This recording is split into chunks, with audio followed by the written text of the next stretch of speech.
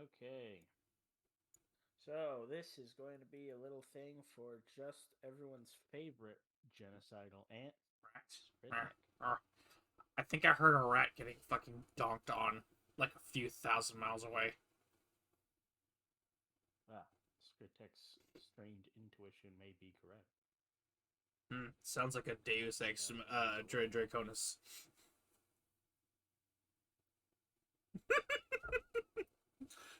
I have full rights. I have full rights to give you shit for that for the rest of your life. Well, you can say that, but I already explained to you that it was just unfortunate that you. It was unfortunate, but my favorite part was how you thought the others would be dragged in to help Scratch. But we're not here to talk. Help Scratch, but more than try to survive Uh-huh. themselves. No, but we're not here to talk about Scratch and his isekai to a different world. Yeah, we're talking about Skritic, the best boy, the homicidal, gluttonous murderer that Masaru actually likes. Yes, because despite being absolutely madness consumed, or my bad, bug. Masaru spent enough time with him to think he's cool. So,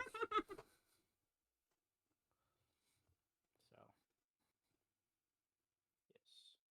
Mm-hmm.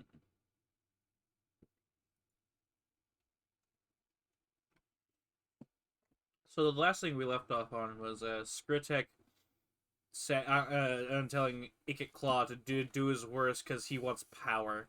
Well, after Ikit's like, "Is there anything you want me to do when I'm under the hood?" Because Ikit's doing surgery on him right now. Yep. Ikit Claw No lube. had pursued Skritek as he was trying to make his way from Bakos over to his homeland of Tetzloan to reach the Underdark where the hive lays. Ikit Claw having tabs on Skritek, for he is a very high asset, or high value asset, I should say. Skritek is not actively blazed. Not yet. No sugar water yet. But I want you to know that the first thing, if Skritek gets back to the party, I want you to do the first thing I'm gonna do and go, "Oh, hey, a snack." I'm gonna just grab Moshu and fucking murder him.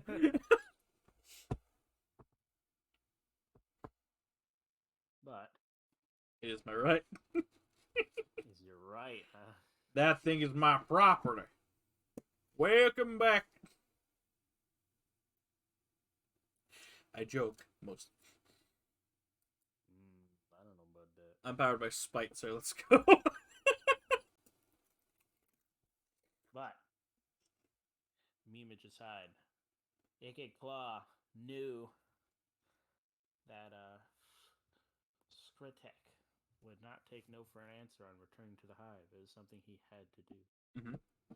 And rather than try to beat some brain energy into a bug, he decided that he would try another experiment. A masking signature. For lack of a better term, Stone. I think he has me actually bugged. Well, I mean, all you know is that after this grueling procedure, maybe like an hour long of just pain and zaps, feeling your flesh being moved aside, you, after the pain subsides, and Ikit Claw is wiping off his tools, staring right at you. Save that thing. It's just a stock image of a storm fiend.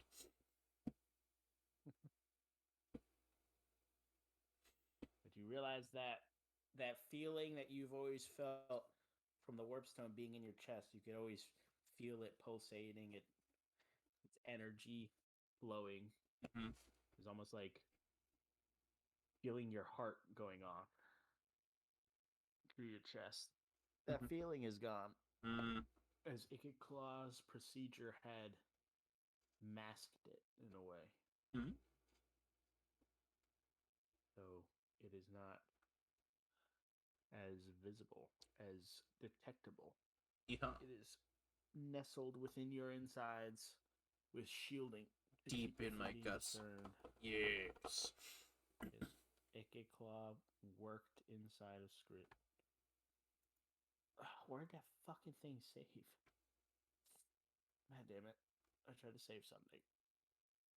Also, before anyone bugs me, if they ever watch this recording, I'm at home and there are a lot of cats here. Oh, buddy, no! No! My sniffling aside. Ike Claw's done wiping off his things. That bug thing. That wolfstone won't get you sold out unless you rip open your chest in front of them. Oh my god, I'm a monster. For those of you, I'm giving something for the audience to look at. Oh no. What exactly is that? Right now it's Grok. Or Grok. Oh, the frog? One of them. That's the pandemonium slot, isn't it? Yep. Well, technically this one's one of those. Alright. Anyway. So, I have been surgery to my I'm just lying there like, this is easily the second worst hole in my chest I've had to deal with. Ike Claw turns around. What's the first one? I distinctly remember getting fucking impaled by a giant fish man. Then I ripped him in half.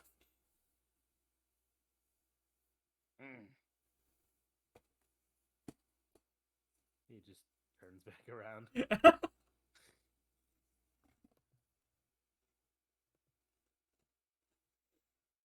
Well, now that this thing will let you walk into the hive, don't forget what I asked you for.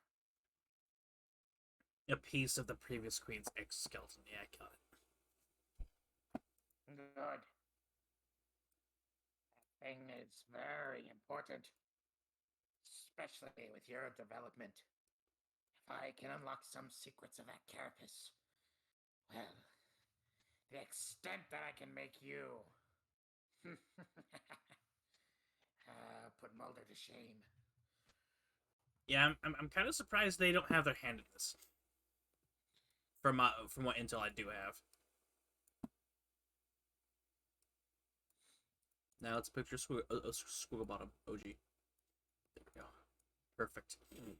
Well, I'm sure you can figure out that if I were to tell Mulder about any of this, they would try any means to squeeze you out from my grip, and that's not gonna happen. Yeah, I prefer not to. I've seen a couple of their monstrosities in action, and they're pretty. They don't look comfortable. They don't look comfortable at all. Not that this hasn't been the most fucking joyous experience. He walks up to you, his big metal claw tapping on your chest. You see, Ow. I know where limits must be drawn in order to get good data. Mulder, they get carried away and ruin everything. Respectfully, I'm not that stupid, but all right, we'll go with that line of thought.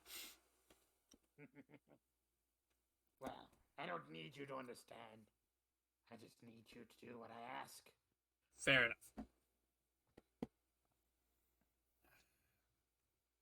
All right, and he's gonna begin to stand up. Ah, shit. Not quite used to his new bulk. Ah, shit. And since you'll be going back to the hive, he looks you up and down, little mutant. You may want to keep out for some things that you may not have realized while you're under the Queen's influence. You mean comfort, safety, and the feeling of knowing my mom's better than yours? Granted, I don't know my mother, that's fine. but you need to pay attention. He starts pacing. You see, your species are all connected when they're close by. So, you being a little off the chip, you'll realize that it doesn't reach you very well. Mm-hmm. So, don't let things realize that you're outside of the hand. If that makes any sense to your bug brain. Not really. I'm sure you'll figure it out when you get in there. You're a hunter. You'll be able to feel it. Fair enough. He starts pacing. Speaking of which, how far out are we?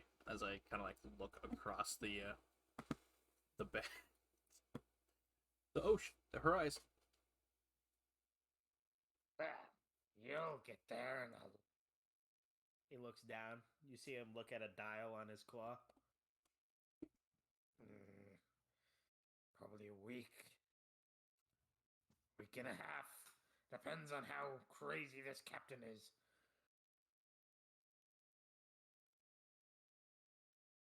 Just looks behind him. Where the rest dragged him off.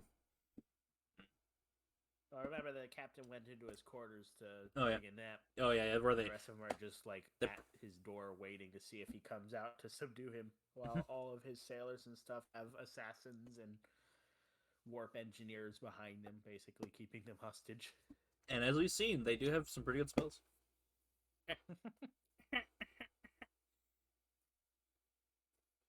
Claw starts pacing again. Yes. Another thing.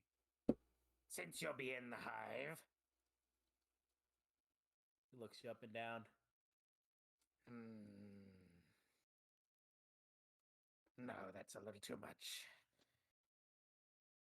You might as well say it. I'll get a good laugh.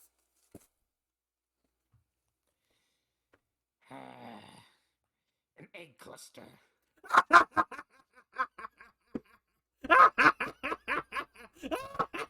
No. That's what I thought. See, I did get a good laugh. I don't necessarily need it from your hive, so I'll just get some from a different one. Yeah, I don't give a fuck with them.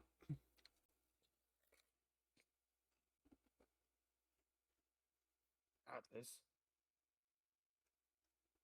Your queen, her carapace, it may be the key to your species' true potential.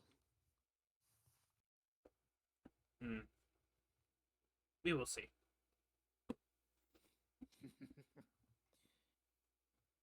As long as you bring it to me. Doesn't matter if you understand. He starts walking towards the edge. I don't want to imply a lack of vision. What'd you say? I said I wouldn't want to apply a lack of vision to anything.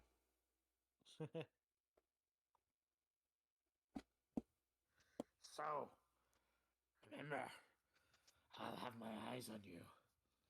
Bring me that thing, and I'll fix you. I'll do what I can to get what you need. If not, I'll be dead.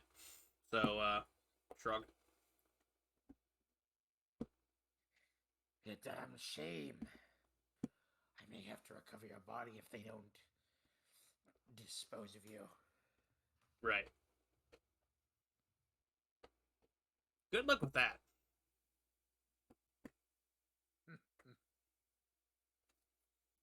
I hope you'd understand by now that I have my ways to get what I want. He launches a thing of warp lightning into the water. Yeah, you seem almost favored by the powers that be, as if there was some sort of plot device built in for you. Maybe if you got thrown up against a wall and it fell. I hear fortifications. I hear weakness. Dropping stone and all. You motherfucker. Oh, jeez.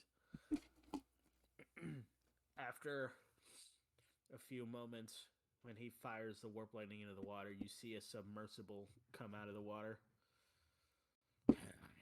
Fusion.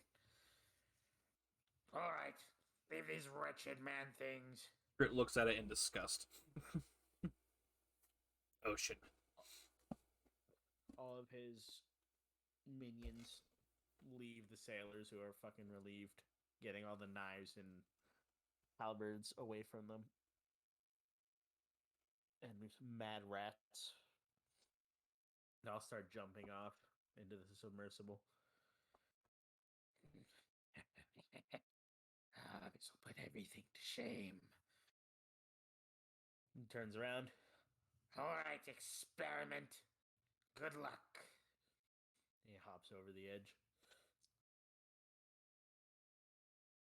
You hear the hissing of steam as the submersible closes and pressurizes and starts sinking. All the sailors are just standing there like, what the fuck just happened? I'll turn it back to him. You might want to do a head count. They tend to take slaves. Oh, bloody hell. Yeah, you're going to want to do a real quick head count. You're going to see as they, like, start taking roll. We're like, all right, we're missing Frankie and Jordan. Well, you better start putting them in the past tense, because they're going to be alive for a while. Oh, man. And this is your doing. You're the one that brought them things with you. I mean, kinda. I didn't bring. Strolls out of his quarters with somebody. I mean, I didn't bring them, but then they've been following me. Yeah. Captain comes out of his quarters. He's got a thing of booze in his hands. Someone's like saying shit in his ear. What's all this business? Why my ship's so loud when it's nighttime? Supposed to be sleeping.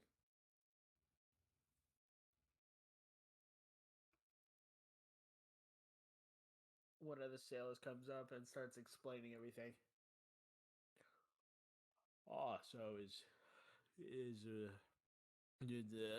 like pointing at you and kind of stumbling back and forth. Is this Frosty guy thing? He the one that brought them rat people. He looks up at you.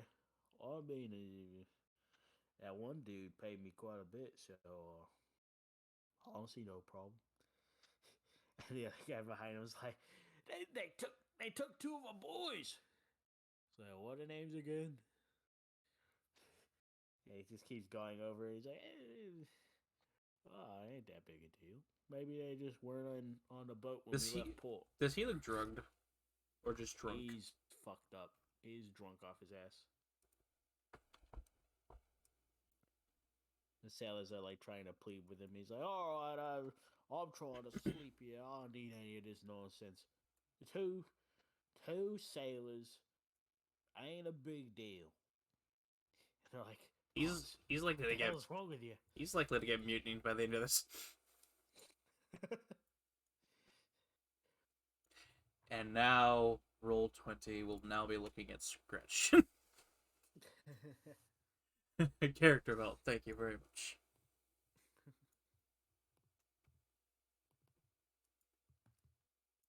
It's gonna get you a little thing to put on the screen for when you reach the hive, or at least start traveling into the Underdark. Alright, that's fine. Fuck, there's something in my eye and it's fucking killing me. It's probably cat hair. Yeah, fuck. Now, damn. I will also preface this as that as soon as he walks back into his cabin, they're always milling about. You know, not to be an asshole or anything, at this point, there's not much you can do to stop me, because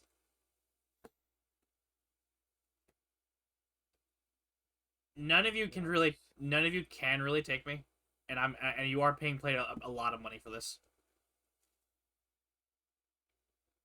You just see the look of like fear and anger and despair on all their faces. They're like, damn, he's fucking right. Yeah. I really don't have a need to, but I really need to get somewhere. And if all I'm gonna say is at least leave your mutiny till after I'm off the boat, because if it happens during, I'm going to have to make an example of one of you, and I'm kind of hungry. He's sitting there just munching on a ration. They look at you, and they're all like taken aback and nervous, and like, and they just all just kind of disperse and. See, the way ants typically kill and eat things is they kind of dismember them, put them in a little bit of goo and acid, place them for later for the young. All right, man, we get it. We ain't gonna do nothing to you. All we could. Oh, no, right. In that right, Bartholomew. And I imagine my little bear trap buddy is gonna just munch munch up on the other part of the ration. It's gonna crawl out of your bag, looking like a squirrel, but with a lot of teeth and a couple of eyes. And it just starts chewing on your ration. Who's a little abomination? Who's a little eldritch monstrosity? You know that video of the groundhog that eats food in front of the farmer's camera? Mm-hmm. That's what it's doing. It's that song. Anyway. If you want to jump into the actual game. Oh. Okay. Nothing really happens on your trek. The sailors are way too intimidated to try to start something. But you notice that all of them are referring to the captain with disdain. After I'm off the boat, it's not my problem. That's right. But after it's about a week. Shit. After about a week, you make port in Tetzloen, near where your hive is located beneath the surface. You notice that the captain's like, "Thanks for doing business. Courtesies to Mr. Cogliestro for this big old payout." And he's just weighing this huge bag of gold. Good thing. By the way, in the event of you being indisposed, who's next in line for captain?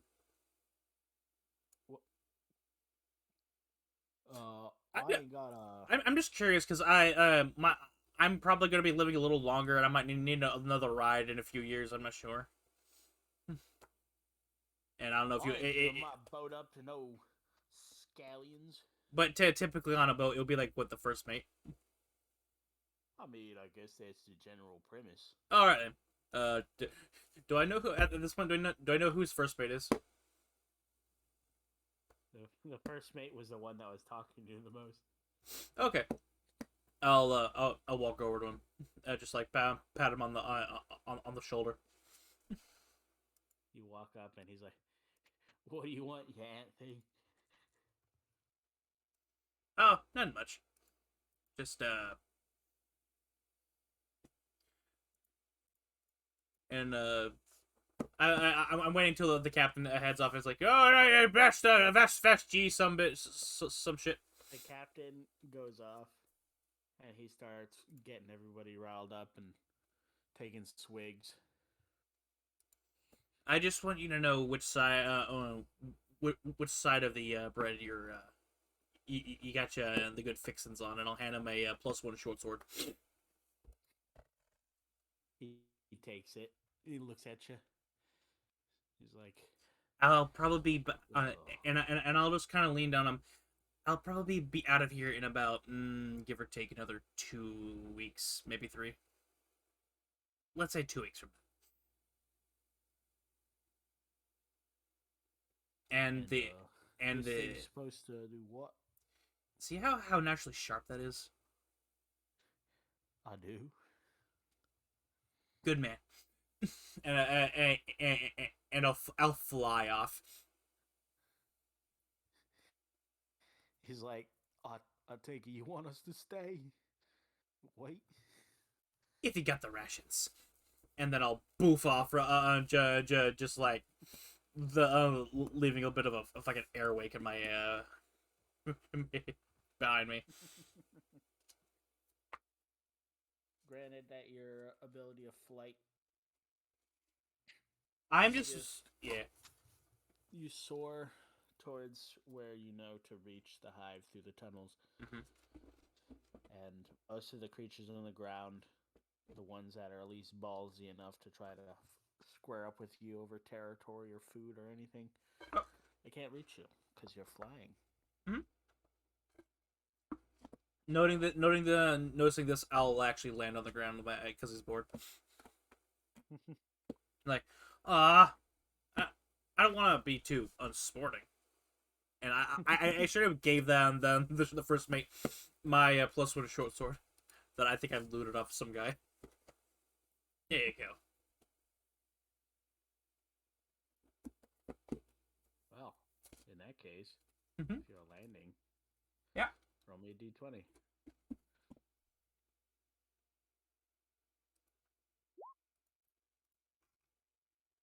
Never in the sacred number. Okay. Well, I wasn't planning on this in the least, but it's funny, isn't it? Mm-hmm.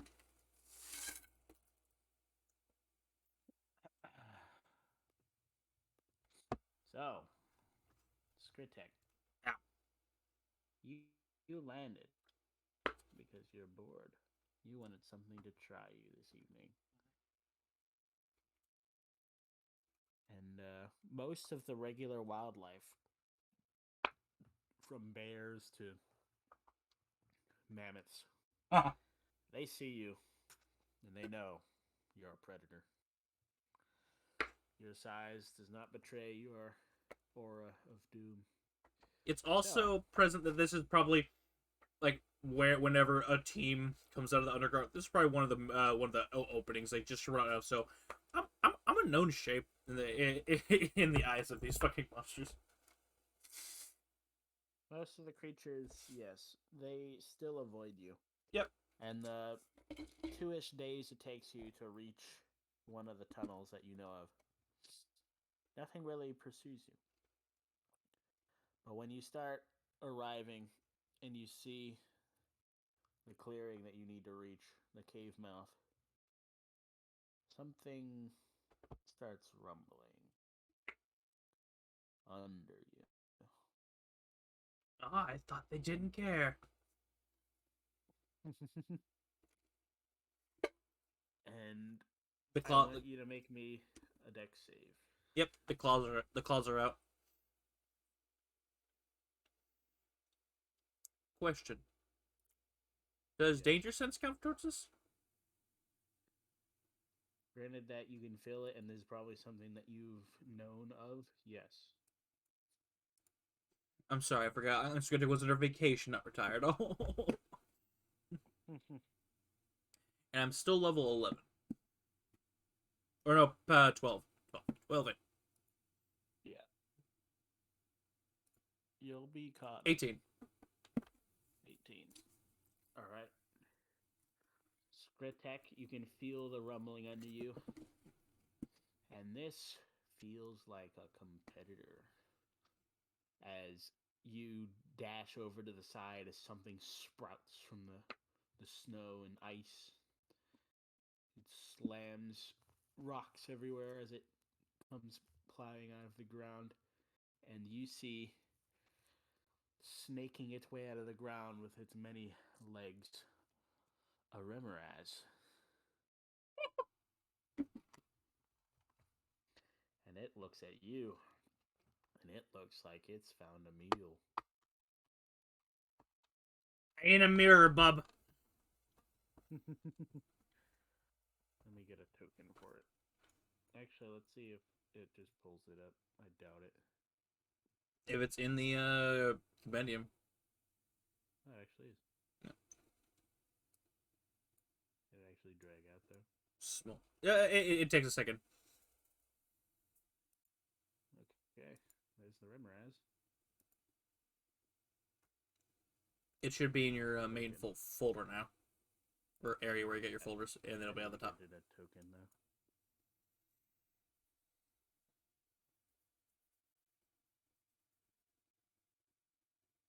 You need to download a token for it, or at least a picture.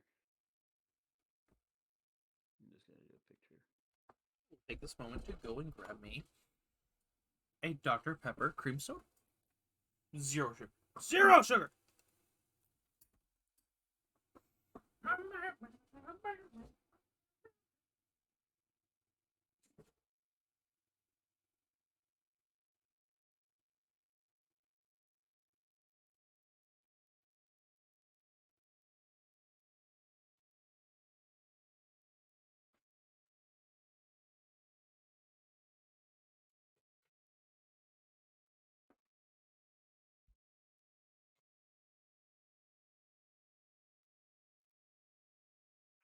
And yes. My eyes burning. Is it at the righteous power radiating from this ant? I don't know about righteous. I work for the queen. Of course, it's righteous. Of course.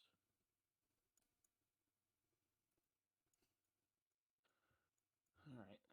Let's bring up that. Oh, it's so cute. All right. Well, then issue.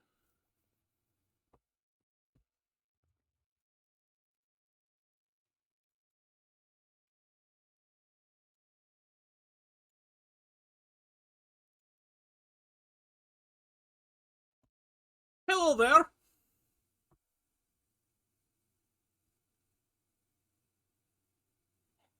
Fucking eyes on fire. What? No battle music? What a bad deal. That's what I'm going for. God damn it.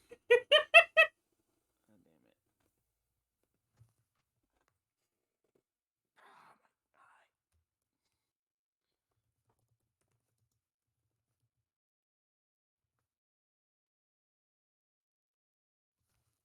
The real danger is if I get back, will Masaru keep the boots for himself like he should because he's a fucking smite cannon, or will he give it to me to make me even more of a blunder? We need to spread this shit out. Hell, I'm gonna say it again. Give it to Norin, unless he's gonna give him the +2 plate.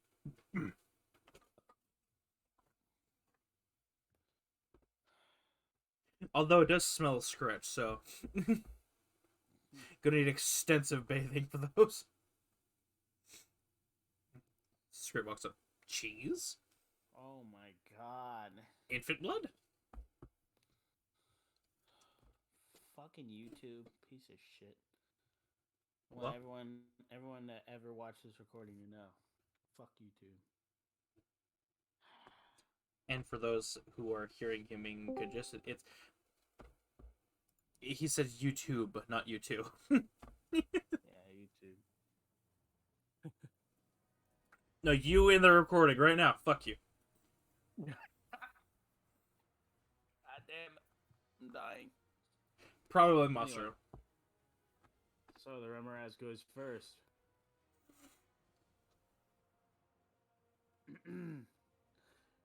Charm. Failed. Denied. That's fucking doink of damage. Though. As it just fucking smashes its face into the ground where I was. Ah, I missed these! Fuck yeah! You're up.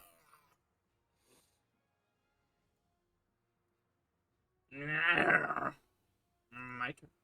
I'm going to Roger. And then I'm going to proceed to beat the absolute dog shit out of it.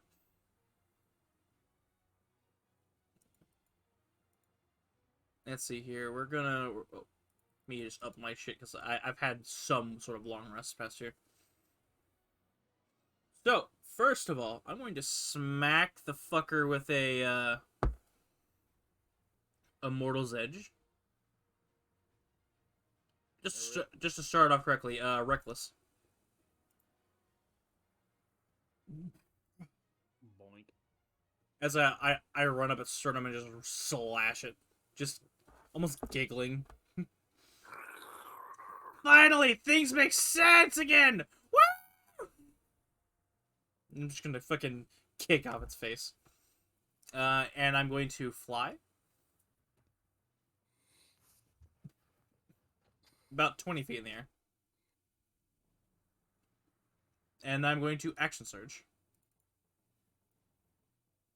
And I'm going to dive bomb it and slash it in its face.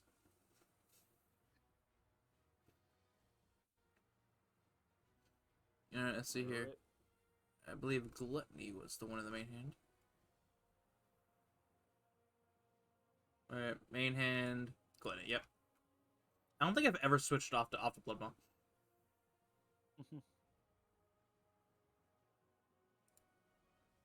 30.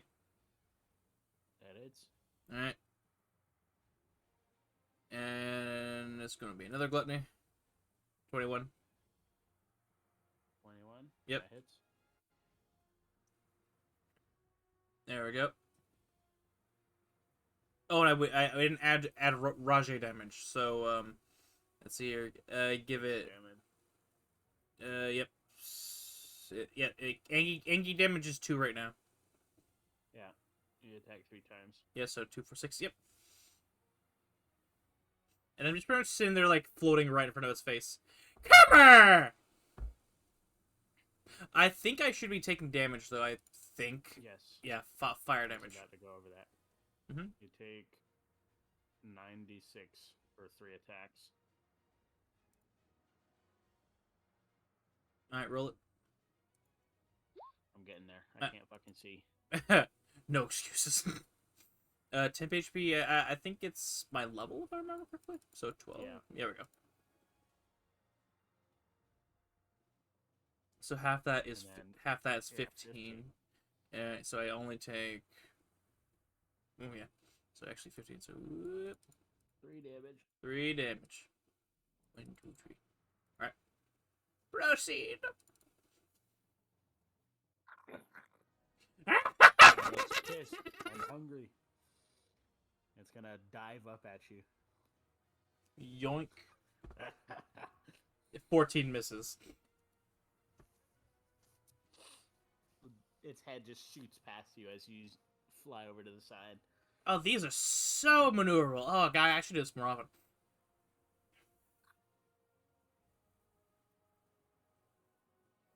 Well, now that it's lunged past me, I mean, I have to return the favor. Would you say that this thing's anywhere near half health? No. All right, then I'll it's close-ish to half health, but I'll just give it the old threefer. As actually, I'm going to increase the size.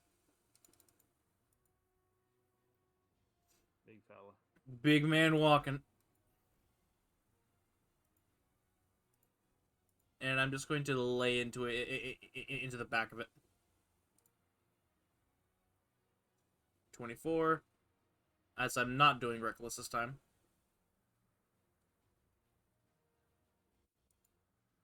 Nope, turn entertainments off. There we go. 30. Yeah, that hits. As I just place 2 slashes on the back of it, and I'll kind of sit there waiting for it to fucking try again.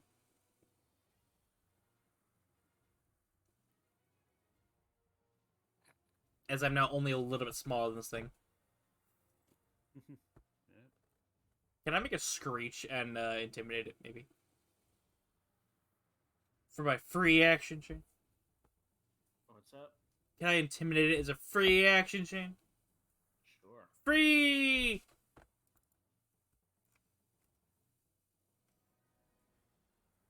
As I want to feel this thing know how bad it's fucked up by coming out for lunch today.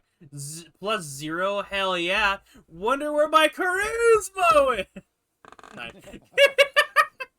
If only we used... Charisma got space fucked. If only we allowed intimidation based off of strength. Ho-hum! Ho-hum! Your strength is very much better either. It's 2 better, in fact. Oh, woe is me. Whoa. Whoa. It looks at you, and it looks pissed off. Ah, It's going to dive at you again. do it. Well, you also got to take Yeah. half of that. Okay. 9 damage? 9 damage.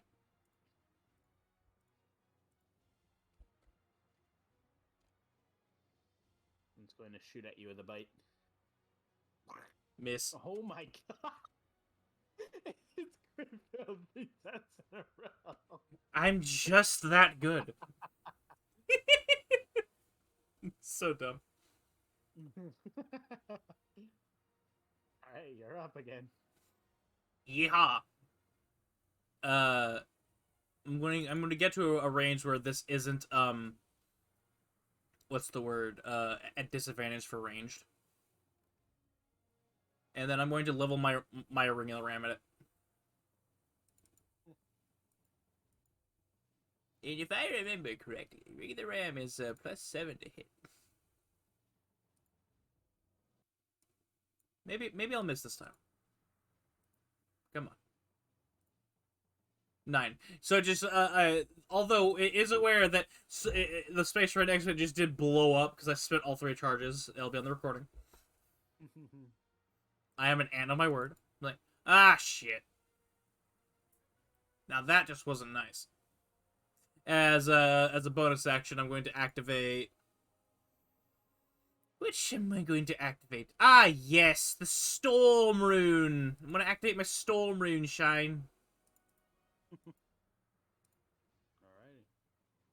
And put myself in that, like, bucket state. Nope, did I? Fuck you. It's going to... Is that your turn? Yes. It's going to try to bite you one more time.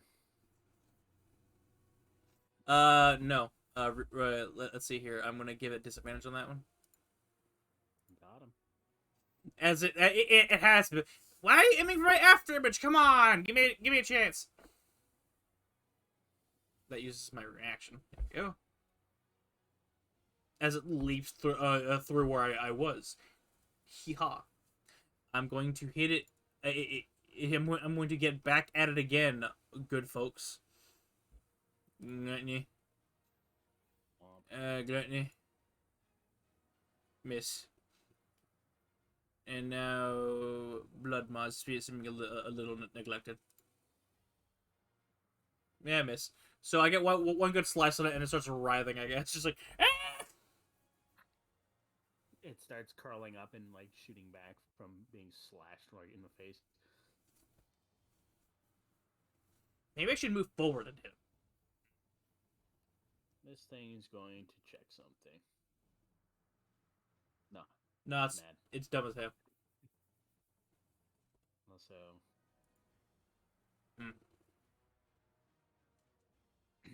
4 damage. 4 damage. It wants your ace chomp. No. 16. Check something real quick just to make sure that I'm not pulling something out of my ass. It's been a little bit. Storm Rune lets you do it. Thank you.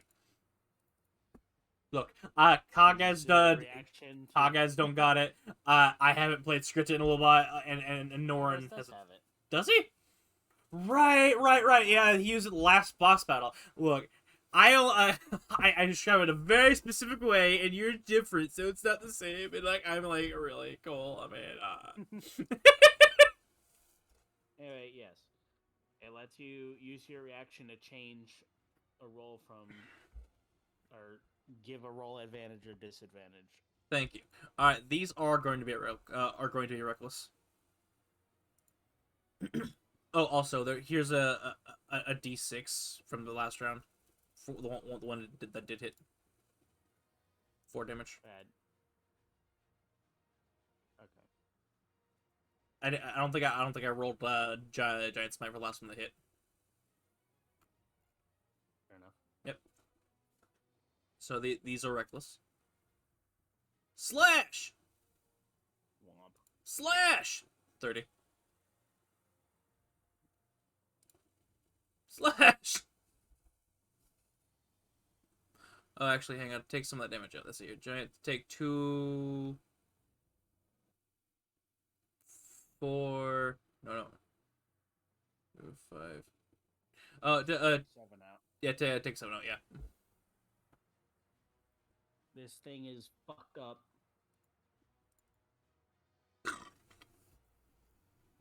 You slash the ever-living hell out of this thing, and it's bleeding everywhere.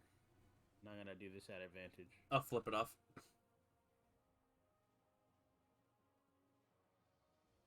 It just starts chittering. And it starts slinking off.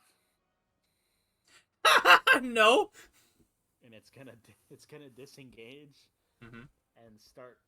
It's gonna dive back into the hole that it burrowed to attack you, and it's gonna start burrowing again. I'm following into the hole.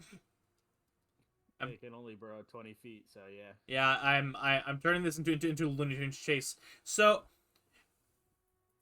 kids, what happens is done off screen as Scrit dives into the hole like a rabid fucking Tasmanian devil, and a 5 minutes later token appears, and then I would like to come crawling out of there, just dragging it.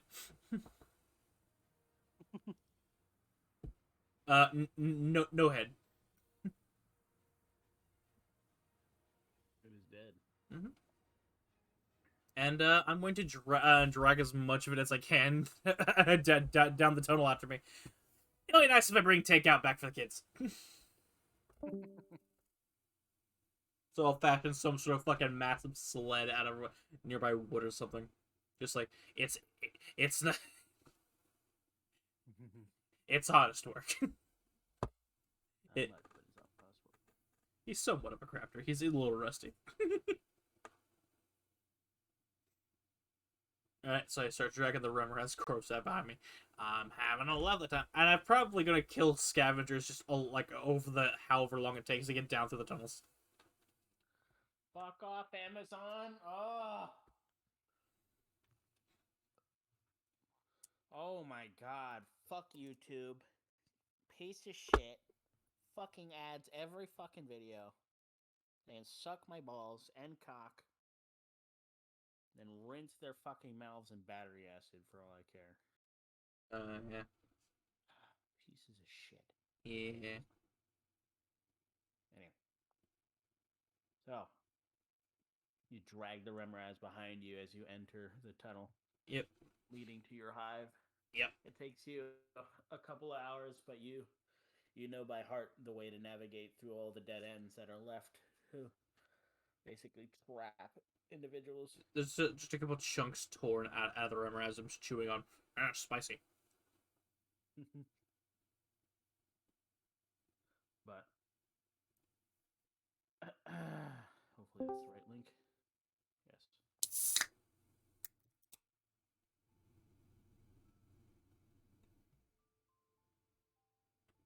Okay, that's not what I thought it was, but that's fine. Whatever. Ambiance. It's pretty accurate. Yes. Scrit feels almost at peace, just like, and just momentarily forgetting why he's here, what he's about to deal with. You enter the huge opening that leads to the main staging area, per se, of the hive. So the workers do their thing. And I brought lunch! You see a bunch of much smaller, much weaker ants, but plentiful in number by far. Oh, yeah. Start to form up and, like, looking at you, tilting their head, clacking. Just... I'll chitter back at them and motion toward the Remorhaz corpse. After I pretty much I bled it of all its fucking like fucking fire blood so it wouldn't burn the younglings. They see you, and after a second of like looking you over and investigating you chittering back. Yep. They recognize what you are. Family. in your authority, and they immediately just file behind you and start collecting the Remoraz. Scrit is now wearing a white beater. Family. Family. Family. That's all the cheering means, just family. Family. Family. Family. They start taking the corpse, and they do it exactly as ants do. They all just grab a hold of it and start dragging it and lifting it up. Mm-hmm. And they just file away with it. You see hive guards, not the big Queen's Guard that you had fought, but just the regular hive guard. They all just start coming around you and giving you this salute. I'll give them a good nod and a salute back as I'll begin marching to where I know damn well where I'm going. To my direct superior, the general. Gotta save some time. Go to the general. We'll save some time. To save clemency on this nonsense. I made it. They are speaking in Formcoidian. Yes. Or whatever the fuck it's called. We speak in. We speak in. Yeah. We speak in Formicoid and what's the word? Pheromones. Pheromones. Yes. Skritek, you know exactly where you're going. You know it damn well because it's the last place that you were before you left. It is where the leadership guards the queen. It's near where the queen's supposed resting is. And you stroll up, and they see you, the two standing at the entrance. These are huge ones. These are the ones you recognize as the Queen's Guard. Massive boys. I'll give a respectful chitter and bow. They chitter back. And one of them walks up to you, looks you over, basically just taking into consideration everything about you. Yep. Even without the warpstone, I am a fucking far cry from the baseline Scrit that walked out here. Yes. I'm pretty sure Scrit is like 2 feet shorter at campaign start. Yeah, because both the warpstone messed you up, the corruption has messed you up, and the giant's energy that you basically abducted from Rune Knight. Yep. One of them walks into the cave. The other one just stands there with you, watching over you like just a wall. He'll stand stock still. He respects these guys. They're the cream of the crop. Like Scrit's perfect, but these guys are great. But it's just you and this one standing still for about a minute. Yep.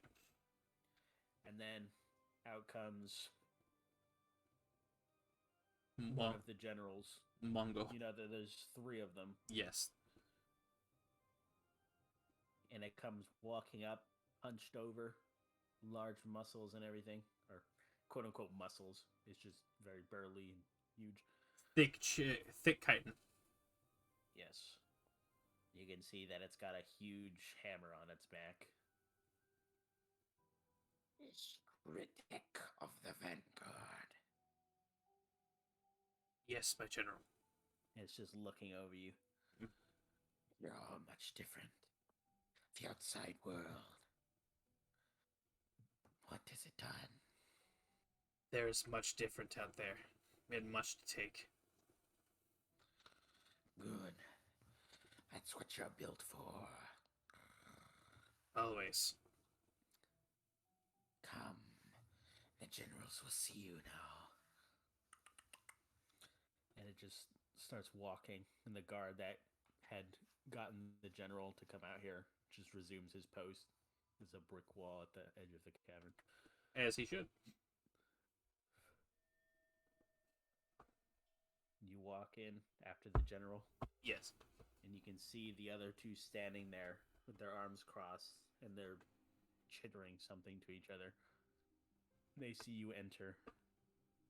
Can I catch like a part of that? Yes. Perception.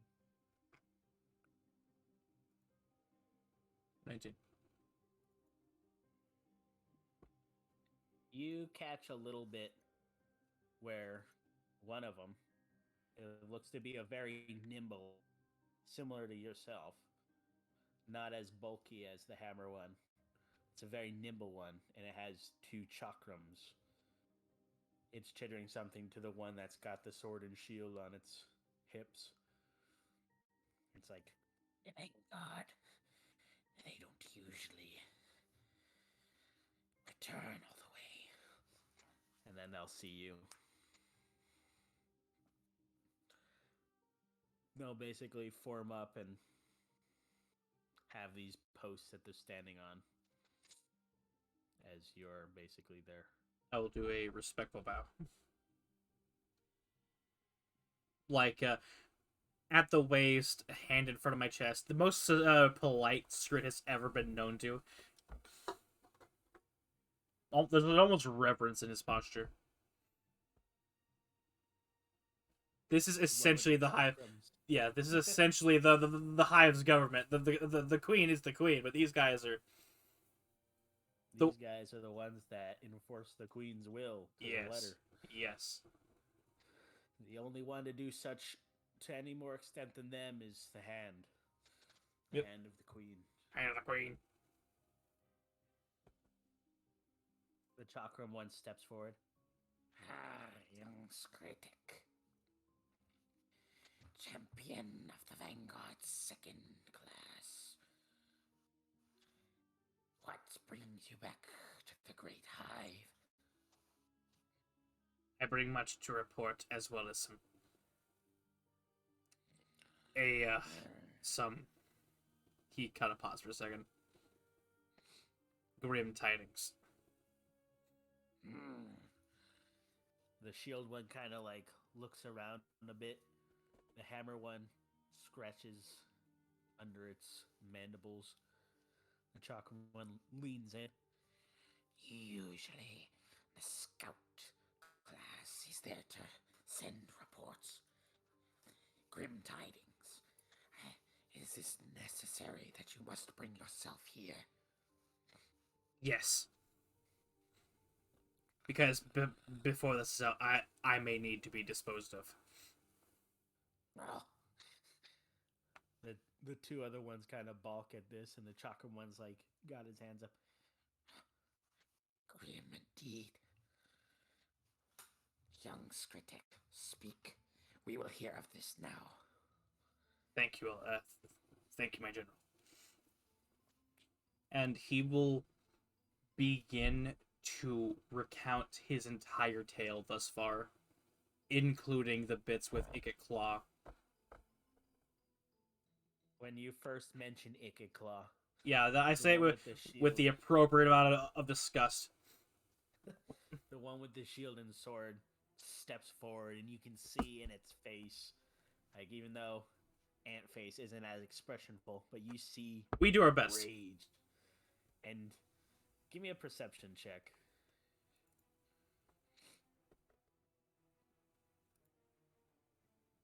I'll give you advantage because.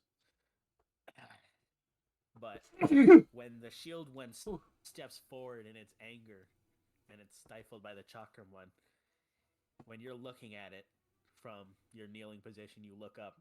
Yes. Basically, see and receive anything it had to say. Mm-hmm. But you see a large gash in its side that has a tint of green. Mm-hmm. And it steps back as the chakram one kind of calms it down, putting his hand up. I will also tell them of the cult, and that was the primary reason why I utilize such, because I do tell them about the Warpstone. And like Scrits in this, his like before if it is necessary, allow me to essentially give my equipment over to them. Yeah, he has in fact turned the his relics back into swords and has placed them on the ground next to him or in front of him. The hammer one motions to two Queen's Guard that are standing at the edge of the hall, and they come and they gather all your things and set them on the other side of the room. Yes. The Chakram one's sitting there. Skritek, as he catches himself up, especially onto the last part about wanting a piece of this in order to modify me further, he'll say it with a very fucking shameful, disgusted expression, but he will also express that because he's telling him everything, including the cult and how I in fact have one of these artifacts on my person.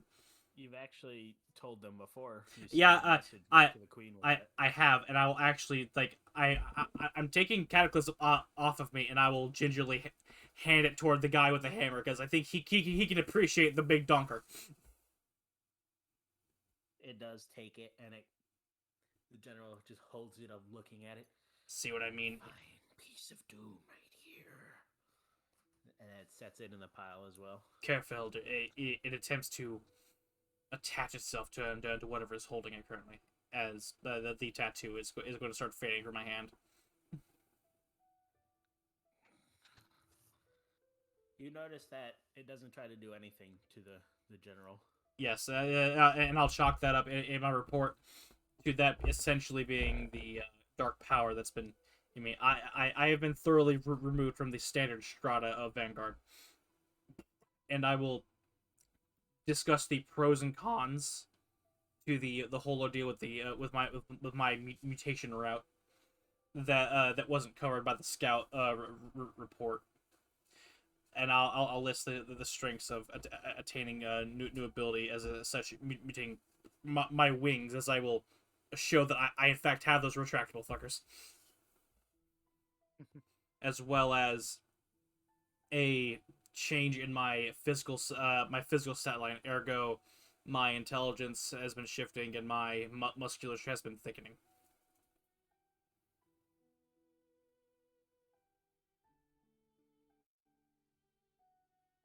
You recount your whole tale. Everything. I leave nothing out. Especially the bit with the Emperor as well. I'm telling them everything. The sword and shield one steps forward, and you can hear the anger in its chittering. Mm-hmm. Conspiring with threats. Whoopstone, this is blasphemy of the highest regard. Dispose of this traitor. The hammer one kind of just crosses his arm, looking at him. The chakram one raises his hand again to try to calm it down. Stick it, Claw. I'll rip that rodent into two. The chakram one raises his hand again. I take it this is the general in charge of fucking our underground warfare. Yes. This is the general that leads the war front. The hammer one is a strategist, and the chakram one is the intelligence network. Got it. And the sword and shield one is the leader. Now that I have you can take that it is yeah. before. Yeah.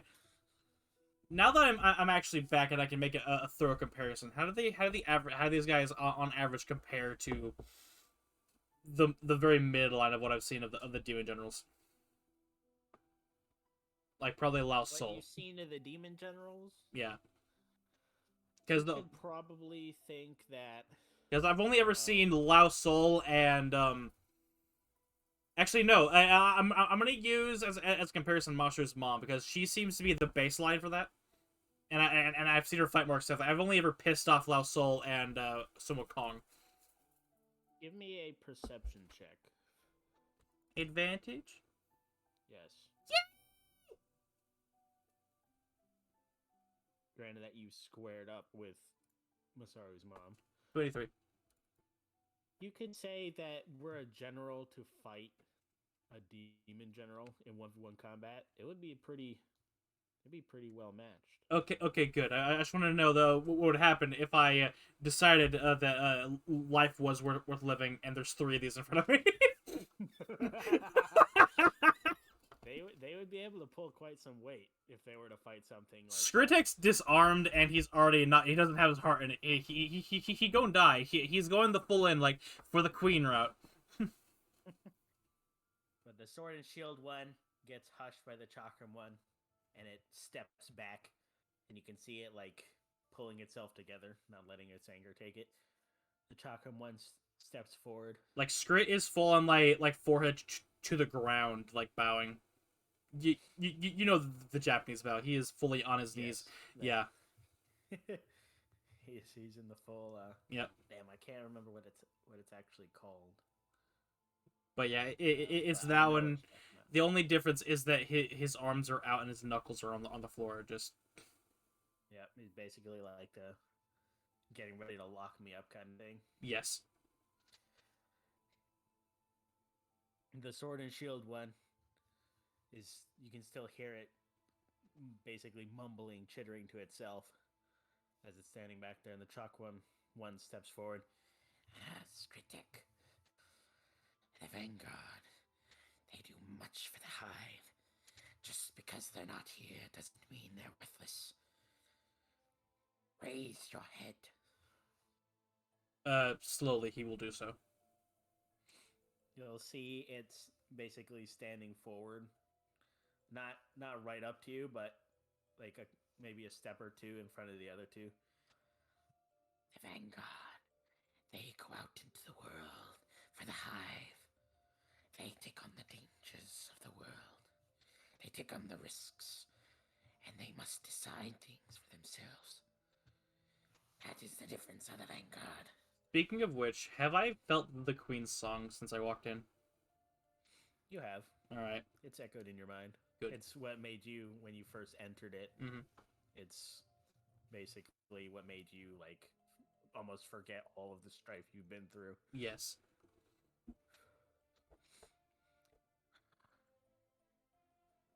These things, these enemies, these creatures, these items, the warpstone, the vermin, all experiences that you took for the name of the Hive. I bear my scars and my shame for the Hive. You do.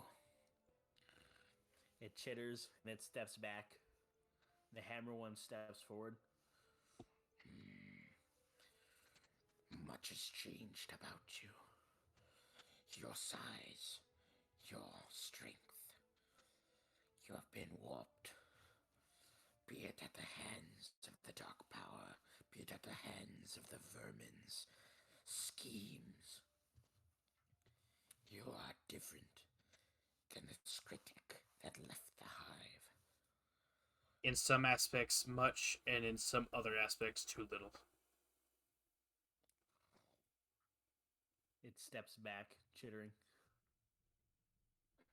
I have learned much since I've left as well. There is, because again, entire book, he does like pretty much bring up the three sides: the ferocity, the loyalty, and the balance. There, he's like, I find myself questioning many things about how I act and how I treat others.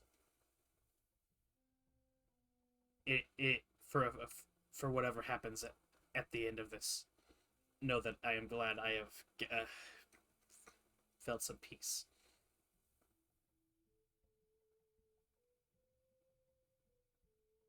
And he's also given Scrit loves Monster. He's his little buddy, but Scrit's also been like looking at structural infrastructure and other integrity. I am pretty much an out and out spy. Just like and he especially like emphasizes the Emperor manipulates time. Yeah, no. The generals turn and they start chittering. If anything, the demons are not to be trifled with, at least not yet.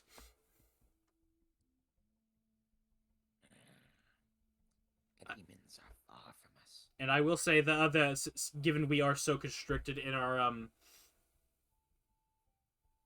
terrain, I will also point out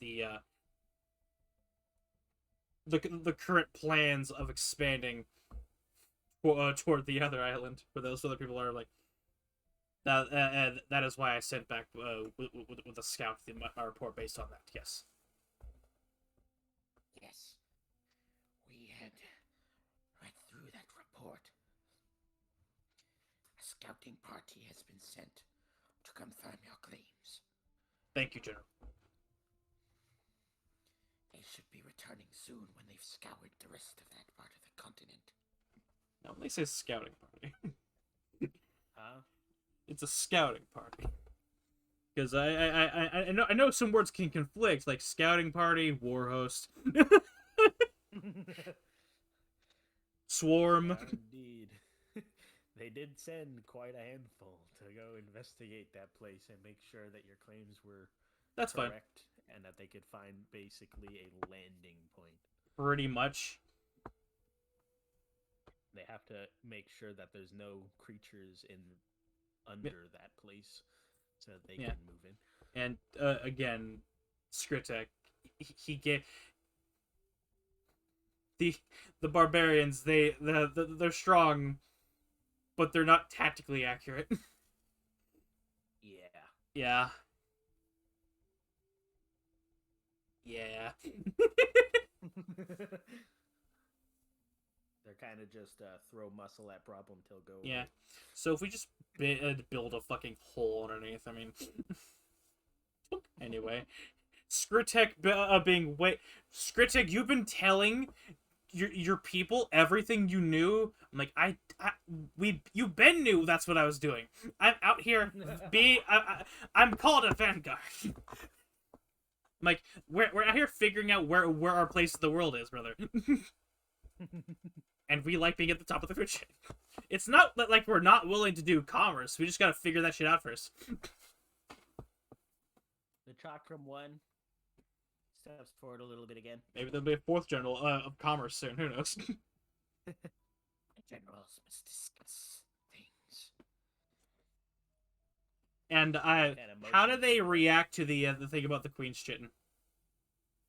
Badly, I assume. When you mentioned it, the one with the hammer, like, stepped back as if you had slapped him.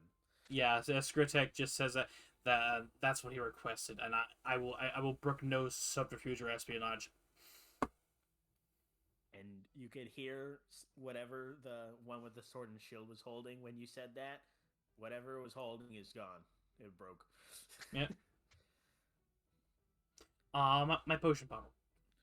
Two Queen's Guard step forward and basically lift you to your feet and kind of like flank you. All right. I imagine outside of the room. I imagine on my shoulder is just a chibi little ant mimic, just like. Me, Bartholomew. Yep, he's just chilling on my shoulder. Bartholomew basically turned into a piece of your chitin because it is afraid. Fair. It is trying to blend into your body. Entirely possible. Yep. So Scrit won't resist. He'll take wherever he's going. They'll basically lead you out a little bit and into this small cavern. They just set you down in it, and they just stand at the door, halberds in hand. Yep. I think I'm gonna call the episode what's what I'm gonna call it? I'm gonna call it Antward Bound.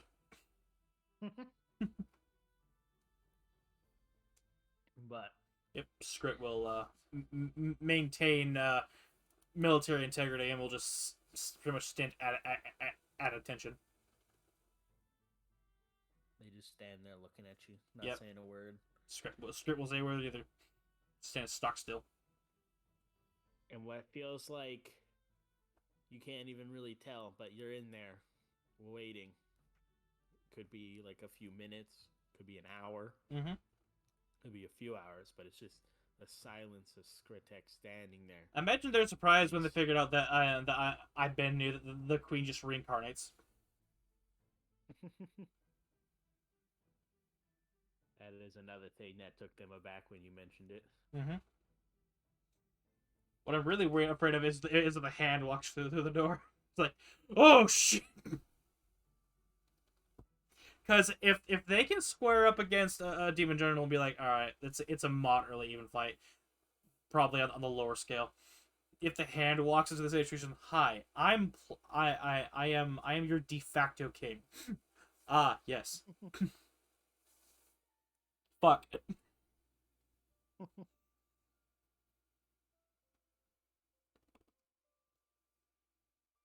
Yep.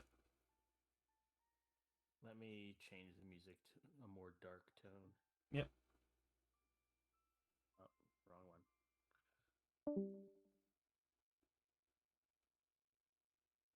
That's the same one. Oopsies. But after waiting there for what felt like it could have been anywhere from a few minutes to a few hours, another Queensguard approaches and chitters. This one is to be brought back to the generals. Okay. And they kind of motion for you to step forward. Okay. Did a few hours pass? Because at that point, I would have taken a short rest. It was actually just like minutes. All right. Yeah, just stress. It's just the stress and the silence. I'll go ahead and just use. I'll go and I'll just use second wind while I'm there then. Actually, no, that probably counts as ability. I'm not going to show use of any ability of any kind. No, we're going to. He's spontaneously regenerating. Stab him. Let me get all this nonsense off there. But they lead you back in, and the generals are all standing there with their arms crossed. They look at you.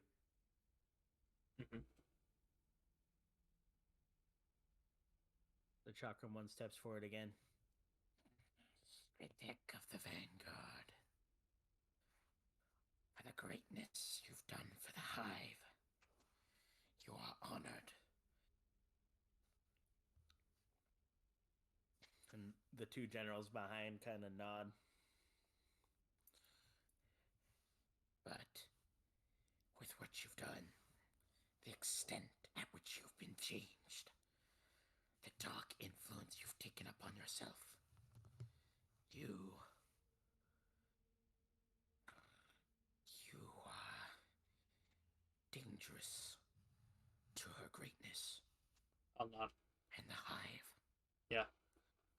You can see the Chakram one kind of looks distraught about having to relay this information to you. Scrit's shoulders, just like as if by hammer blows, are just lowering. Perception check.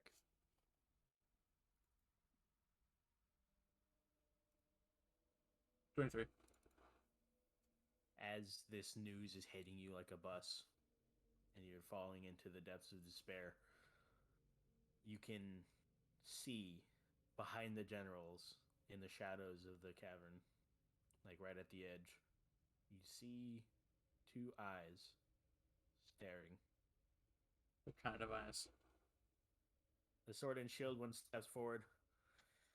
You've done very much for the Queen, her holiness, her greatness, and the success of our people. Glory to the Hive.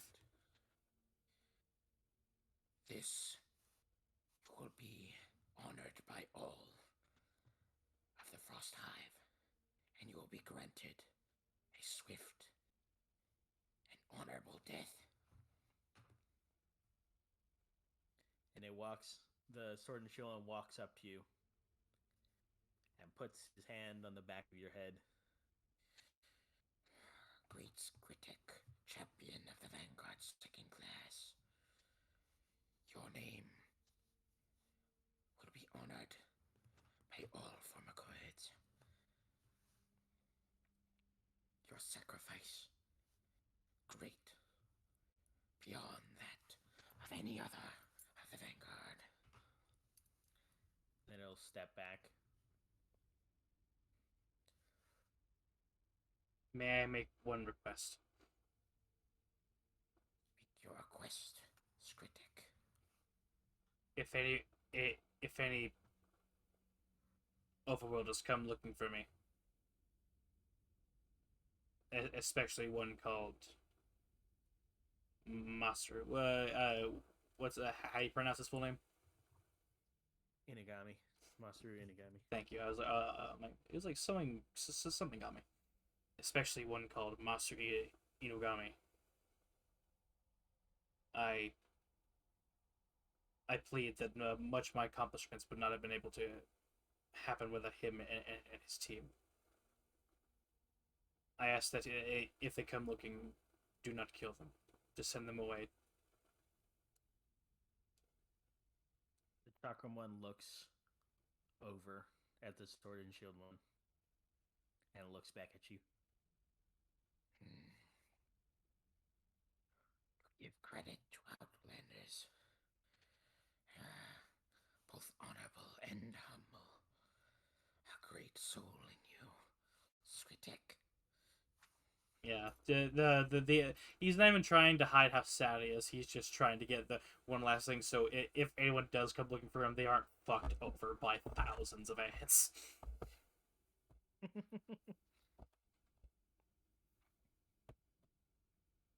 The hammer one steps forward, and you see a Queen's Guard approach from the side and hand him this elegant-looking blade that looks ceremonial almost. You said I saw eyes behind them and back there. Must have been the wind. I mean, it was there definitely. Did they? But I'm asking, did they look mammalian or? They looked like a bug. formicoid. Okay. Just making sure there weren't rats in here. Because my reaction would be different. I'll be like, must have been the wind if it was formicoid. But if it was rats, I would have gone, behind you, my general, and just fucking yeeted myself at it. Yes, my Giga Chad Scritic. Yes, my general. I knew you'd reference that at some point this season. Glorious. Alright. But the Hammer General takes this sword and holds it out. This blade has been with us since before any of us are created by her elegance. It is a symbol of our preservation, of our will, our desire to spread the great hive. It steps forward. Rise, Critic. I will do so. It holds the blade out to you. You must understand what this means. Live on in the Formicoid's name, in our sacred relic. You see the sword in your hands.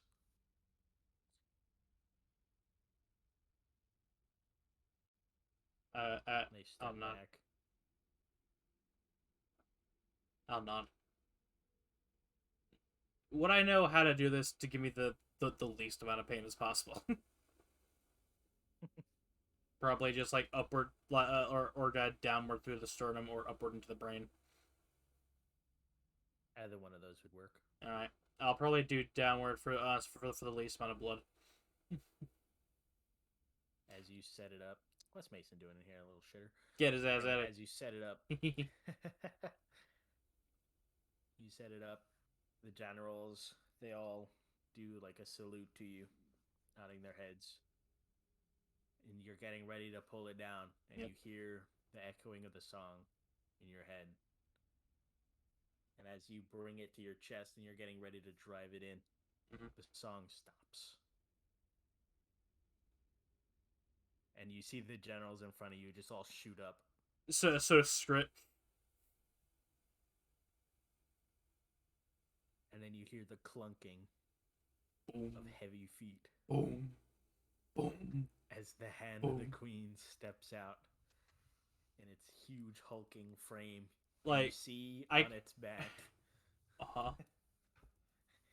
You see the handle of two huge great swords sticking out on its back. I cannot stress this enough. This lad is a unit. I'll find you a picture if you don't have one for him. But like Scrit is first. He is a lithe creature. He is pushing like 7 something. The generals are probably 8 to 9 feet. This guy is like 12 feet tall and a Giga Chad wide. This guy is naturally in the large category. Yes. He doesn't need no performance enhancers. He just is. The generals all turn around to see the hand, and they all just instantly fall to their knee in a salute. And the hand says nothing and just crosses its arms and steps to the side as the door at the end of this chamber just starts opening with... You see 4 Queen's Guard on each side of the door, just pulling it open. And the best part is, you see it takes 4 Queen's Guard per door to open the chamber. And he walked out here by himself. That's a big door. That's a whole ass door. It's huge. Scrit's hands are... Scrit isn't stupid. But he doesn't believe what he's probably about to see, so his hands are trembling. The hand is just standing there and steps to the side. Come now. Approach me, my dear child. Scrit finds himself moving. Just a shaky step after shaky step. When you reach where the generals are all at the knee, the hammer one holds his hands out to basically take the blade. Scrit isn't mentally processing this. He's just shakily handing it to him. Just takes it, sets it down, and resumes his position of just head down. I will. And you walk into this illuminated chamber. I will. Shaky step after shaky step. And you see a huge throne of, it looks like, formicoids. Basically, bodies holding like statues just formed up on each other. Oh, lucky. Towering. Lucky. And you see at the top, in her shining radiance, the queen. Scrit's going to sitting there, fall to his knees in front of her. My queen, I do not deserve this honor. Dear Scritek, my wayward child. She has this huge scepter in one hand, and then one of her smaller hands is grasping it as well. And then in the other one, she's just got at the end of her throne's armrest, and it's just gently tapping. My brave vanguard, you have done so much. All in the name of me and our great hive. You have braved against so many things. You have toppled them. You have overcome them. You can still hear the gentle tapping. Scrit is physically capable of crying, but I think, yeah, he would be. Yeah, child. You have brought me so much.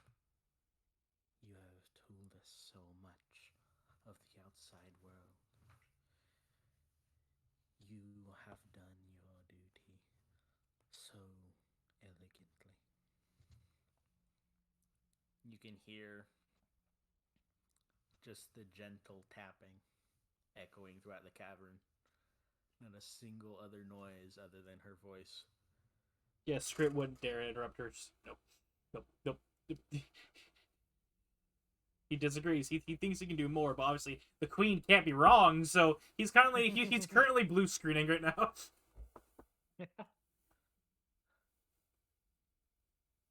Out of all of my children of the Vanguard, champion Scritek of the second class, you have done so much.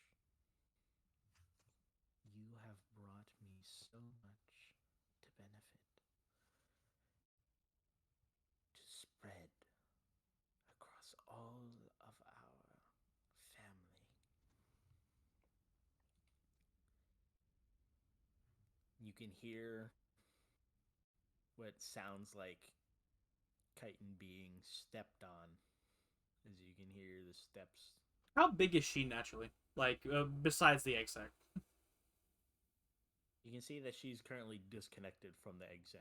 Yeah, I figured that can just be disconnected from magic. But she is about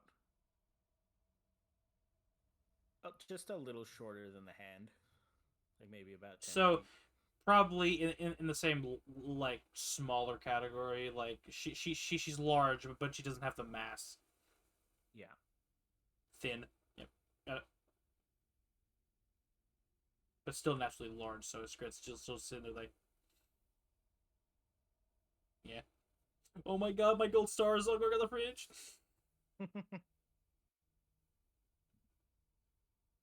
But she walks down her throne of formicoids until she almost reaches the ground level, but she stops. Skritek, my dear child, you believe yourself to be doing the best and taking all the guilt, all the corruption into yourself in sacrifice for the others, Everything. for the hive. Everything for the hive. Just muttering that under his breath. Are you beholding the queen, or are you staring down? He pretty much as soon as he saw her, he nearly instantly like fell to his knees and just head hit the ground. You can hear the steps on the formicoid again, on the chitin, and then you hear a step onto the ice. He twitches when that happens.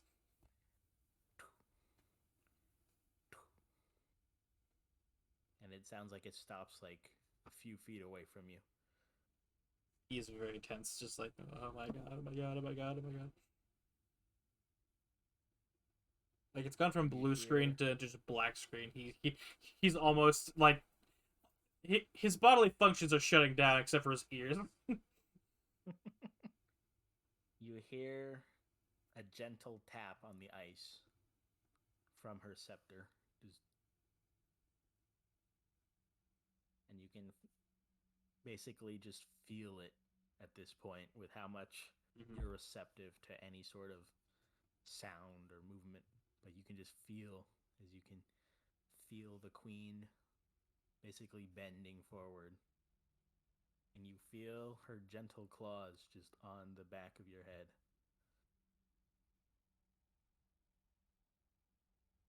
Dear Skritek, He was stock still. my song echoes throughout these caverns into the minds of all of the hive to remind them of the gentle unity. And she's just like slowly petting the back of your head. When I created the Vanguard, they do not have that comfort. Not nearly as much as the rest. And she's just petting you on the back of the head. Yes. Despite This is self-care. despite all of the hardships, being so far away from our great hive, You have done so much. She's just like petting Scrit on the back of the head. Good. Good. My dear child. This is where she kills him. Good. As she should.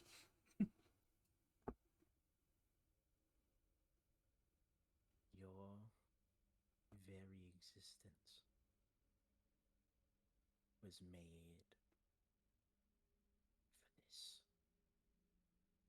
And she reaches down to right below your mandibles and just gently lifts up your face.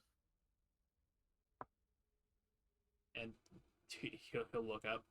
You'll just be face to face with the queen. And you'll see You know the she sound. leans her head forward. You know the sound that the commuters make when they fucking crash. That's like dial-up internet. Yep. Scrit is turned off. And her antennas will come forward and basically tap you on the top of your head. Donk. As this burst of her song just flows through your mind, and basically it's in its elegance and its beauty and everything that you could have ever thought that her true song was. Yes.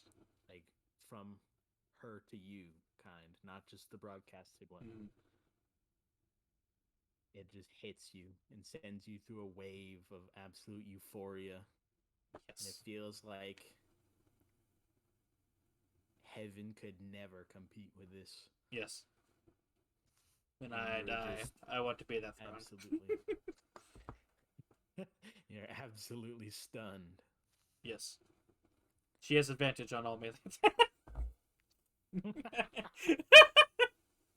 I'm waiting for the boot. I'm waiting, Shane. Come on.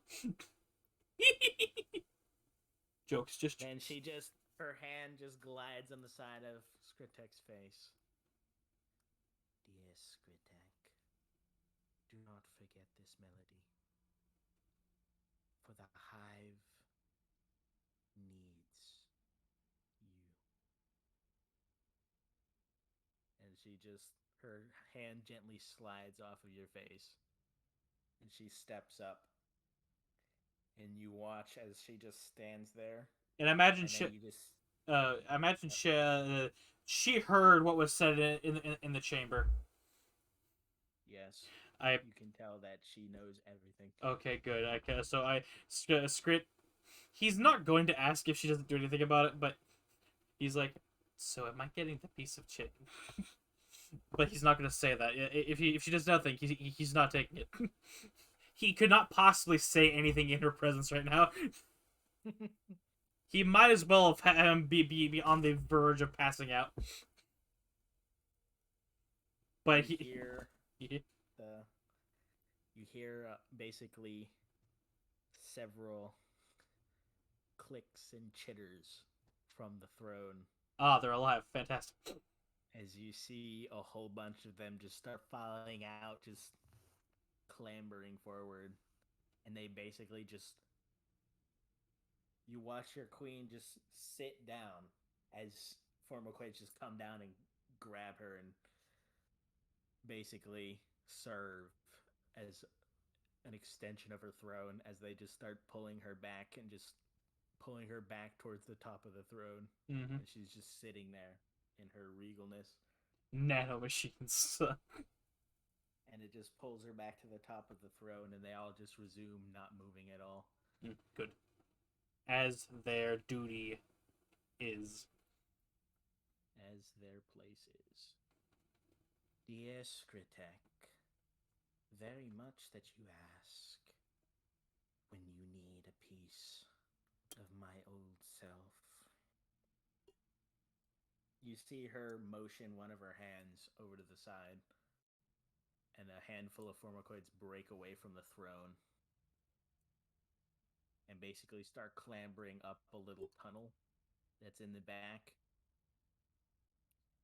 But times are changing in the world, Underdark or not.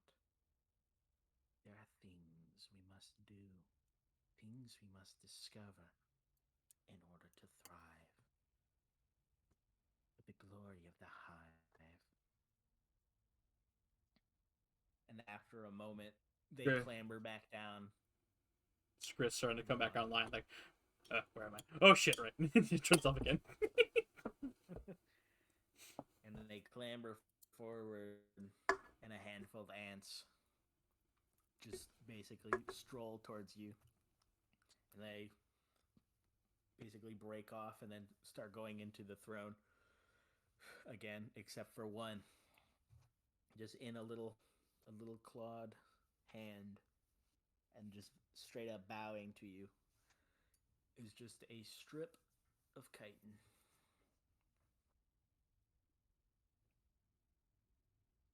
Dear Skritak, take this gift of your queen. Again, the hands are trembling. He's come back online.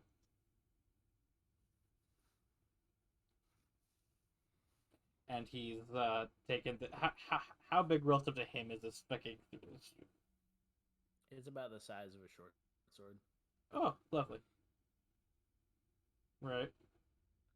I will reverently take it as if I am holding a piece, literally, a piece of my god. And that Formicoid that was holding it immediately like shoots back and jumps back into the throne. By the way, I will thank you for this lovely time with this picture. Here you go. What are you sending me?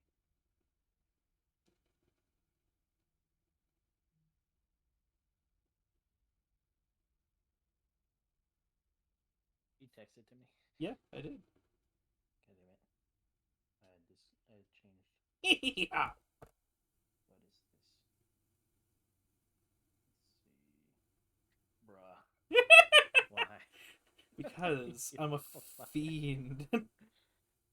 Anyway. Yeah. Dear Skritek, know this. Know this to your heart. Your queen watches over you. And your queen knows that despite everything that you may have thought you've done to disgrace the hive, your queen understands that you are doing it for our success, for me. And I know that even with such a sacred piece of my previous self, you will find a way.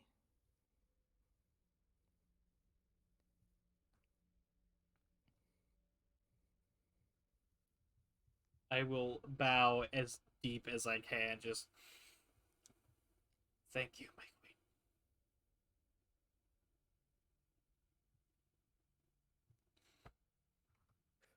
Two Queen's Guards step forward, and the hand steps behind you. Yep. Remember this, Skritek, my child of the Vanguard, second class. You do this at the behest of one of our enemies. But I know that what you're doing will lead to a way for us to ensure that Vermin's downfall. It is a long game of chess that we play. Do not disappoint me, Skritek. Yes, my queen.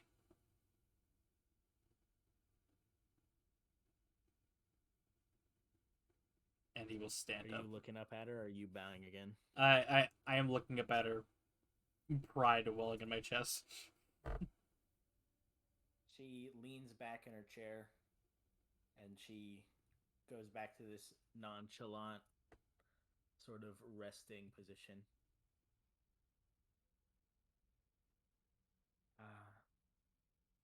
It is so nice to see my children again, no matter how far they've wandered. and you can just kind of feel that she's smiling or doing the Formicoid equivalent. Wiggling the antennae, the bit like that, and yeah, but the specifically pheromones is typically how that would go, I think. Yeah. Yep. And the hand basically shoots his hand forward and like rests it on your chest and just starts beckoning you out of the room.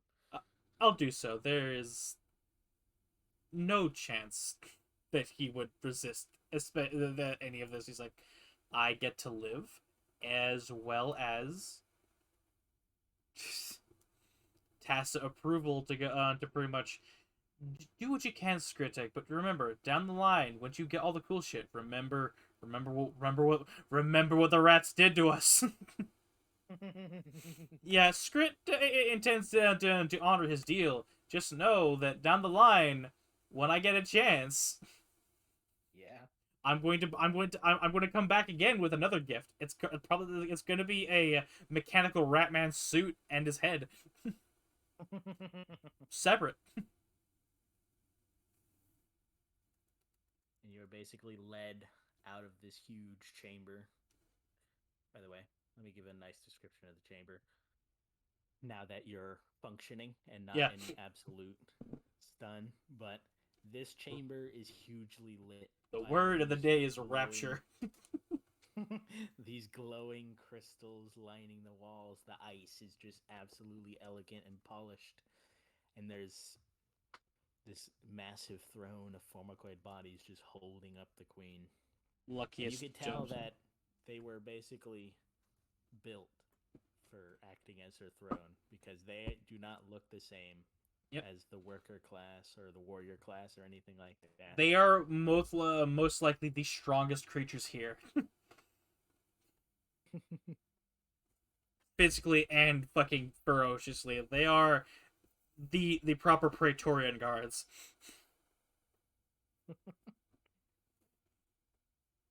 And you see that with all this elegant crystals and ice, in the back behind the throne is this massive egg sac that's being basically held up by this architecture that was designed to just let it rest gently. Mm-hmm. And you can see all these magic relics and items strewn about in, I'd say, both decorative and storage fashion. Basically collected and brought to the queen. Would it be something to offer something pretty much as an area around here? To offer something? Yeah, something that from a fallen foe that I would hope is worthy of the area. You can offer it, and we can see. Let's see here. Which one is it? Let's see. Let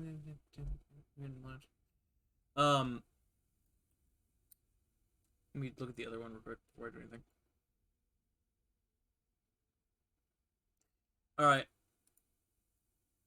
Edge of Honor and Snow, the massive great axe of the fallen giant king of the hopefully future new home of a Frost Hive Secundus.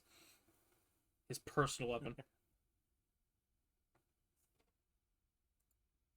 When you're back out and you have all of your gear again, the hand has resumed his position at being at the queen's side. The chamber's closed, but the generals see you, and they give you a bow, or not like a full bow, but more like just a respectful, like honor bow. I will return it. The Chakram one steps forward. Great Vanguard, Skritik. You do as much honor with your service. The Queen, her words dictate that you will go on to honor the Hive. You will do us all justice, I hope. Glory to the Queen. Before I go, I wish to leave some items here that may be of assistance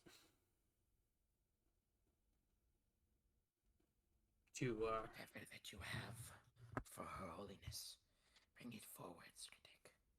Skritek will, like, because he had a massive pile, but he had it like slinged over his back, so he's going to approach with a masterfully crafted frost giant great axe.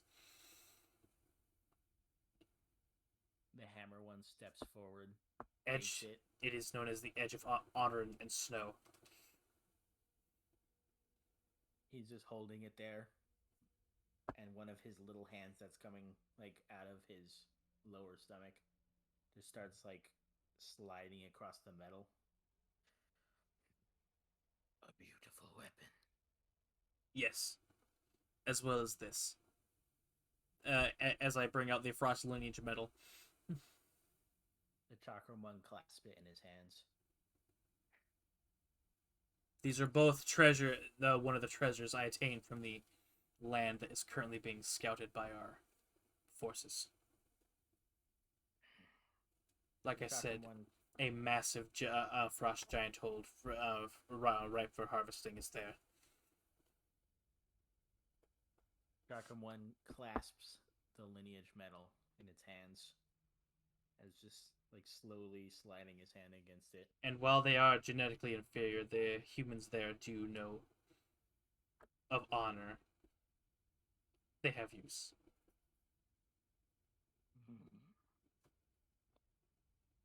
I will take into consideration your thoughts on the humans. As well as, hopefully, the information along with that. They will also be in contact with the Premier Empire on Big Coast. What are they called again? The Rayvasha Empire. Rayvasha. I like Rayvasha. Rayvasha is the name of the empire. Bakos is the name of the continent. Right. The Demon Empire. Rayvasha is also interested in the area, so they should not have a claim on one of the only spots we can also inhabit easily. It is ours by right. We will take demon resistance into consideration, Skritic. These will be shown to Her Elegance. And, well, diplomacy is preferred. We all know who the master race is here. If the demons wish for war, the Hive will meet them in kind. If they wish for peace, then we will let the Queen decide if negotiations are possible. Glory to the Queen. Glory to the Queen. And slithering across the floor and just wrapping around my hands like massive claws is my twin blades, exuding hunger and bloodlust. Perception check. Perception. You'll get that. Mm-hmm. Right in the middle of your forearm almost, you kind of glance down when the claws basically reattach themselves to you. Mm-hmm. And right at the middle of your forearm, looking up at you, is just an eye just looking at you. Does it look like the eye at the end of Jordan's staff? Does it look like the ones? Yes, it looks smaller but similar. I'll nod at it and just roll my shoulders, just exulting at the feeling that, one, I get to live another day. Two, my ingrained superiority has been observed, and I got to meet the Queen. If he were in a less official setting, he'd probably be doing a giddy dance. Hitting the gritty. Hitting the gritty. Keep hitting the whoa. There we go. The generals all stand upright. They give you like the salute. The sword and shield one steps forward. Scritic, the vanguard, just as important as the warband, as the guards, as the Queen's Guard. All have a purpose to play. All are one. Honor. Yes, the Queen. In response, all are one under the Queen. And I'll do that military salute, just like hand over my chest, just damn near close to Attack on Titan, but there we go, just different enough. The Chakram one nods to you. You are dismissed, Scritic. All right, I have 2 weeks to kill, I think.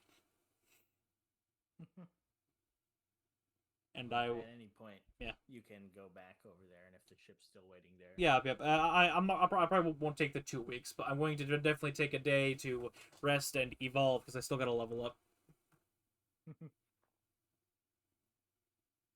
And since I'm keeping all my things, I don't have to worry about class things here. So I'm actually going to, which one will I take? Barbarian 5 or Runite 9?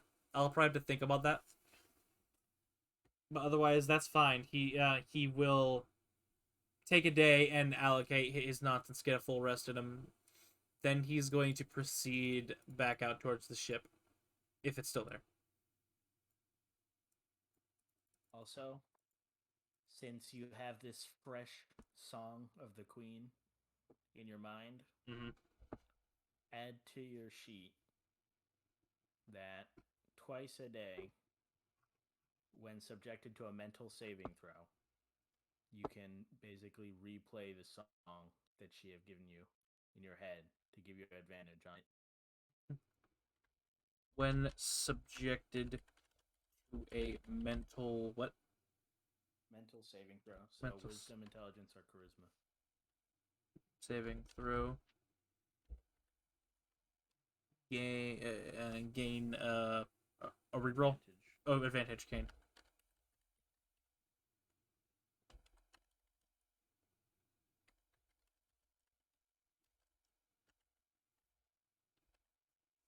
All right. No, there we go. That works. There we go. Normally, you put the twice a day in front. I'm built different. My mom said I'm built different. I'm special.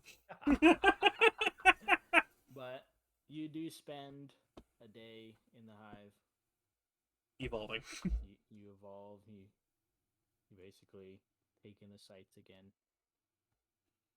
Witness all of the clockwork, all the workers, the guards, and everything. They're all strolling about doing their duty. Roll me a d20 real quick. 14. Okay. Oh, I would get Indomitable 1. You stroll past a cavern that it was recently hollowed out, so it wasn't here when you got here. And you stroll in a little bit to observe, and you see that there's a nursery in there. There's caretakers walking about taking care of the grubblings. Give me a perception check as you observe these grubblings. Perception. 23. 23's tonight. You got 23s. Yeah, 23. Them bug eyes zooming in. But from what you observe of the young grubblings, they are similar in make to you. More Vanguard? It looks to be that case. May, in fact, be another class of Vanguard. Mm-hmm. There's Vix there, I imagine. Yep. I'll look at them, pride swelling in my chest. Good, we are not obsolete quite yet.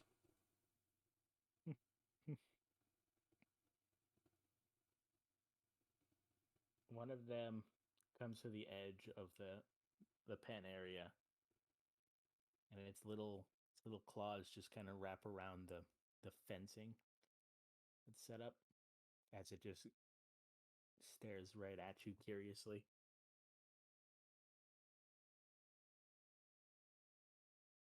And it's just chittering nonsense, like not actually. Yeah, words. they're still bappins.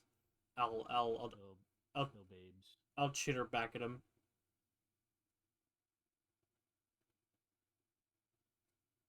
When you chitter back, it kind of like squats down and it's just staring at you for a moment, and then it reaches its little claws out to like grab at you. I'll look at him. I'm going to, well, one, retract my fucking demon claws and just like reach out with a little talon and kind of poke it in the hand. It just starts grabbing at your hand and your little claw. It just starts like squeezing. Good. And when you You see a caretaker kind of walk behind and like give you like a deep bow. Basically, Apologize, Great Vanguard. We will keep this one in line. No needed. It's showing initiative. That is our duty. Of course, Great Vanguard. And I will kneel down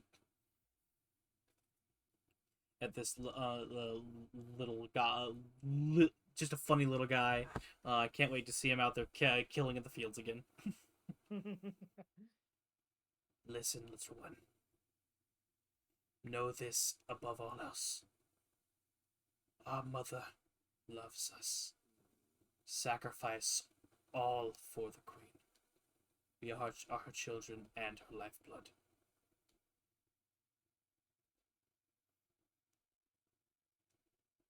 the baby's just staring up at you, like in absolute awe, just looking up at you. The caretaker behind it's like, Glory to the queen. Glory to the queen, little one. And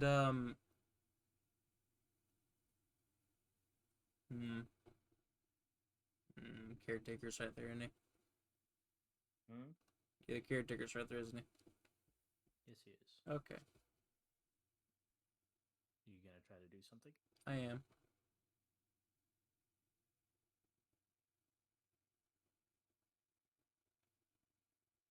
What is Scritek going to do? Scritek is going to hand him his Hextech Firestarter.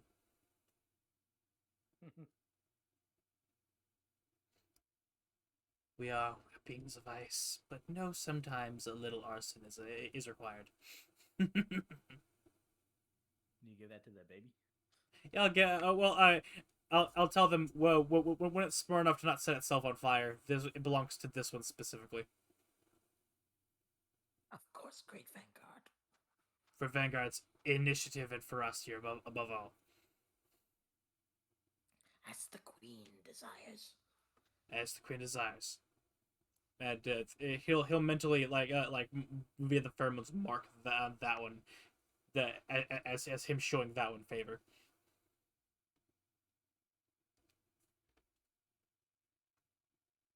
Of course, Great Vanguard.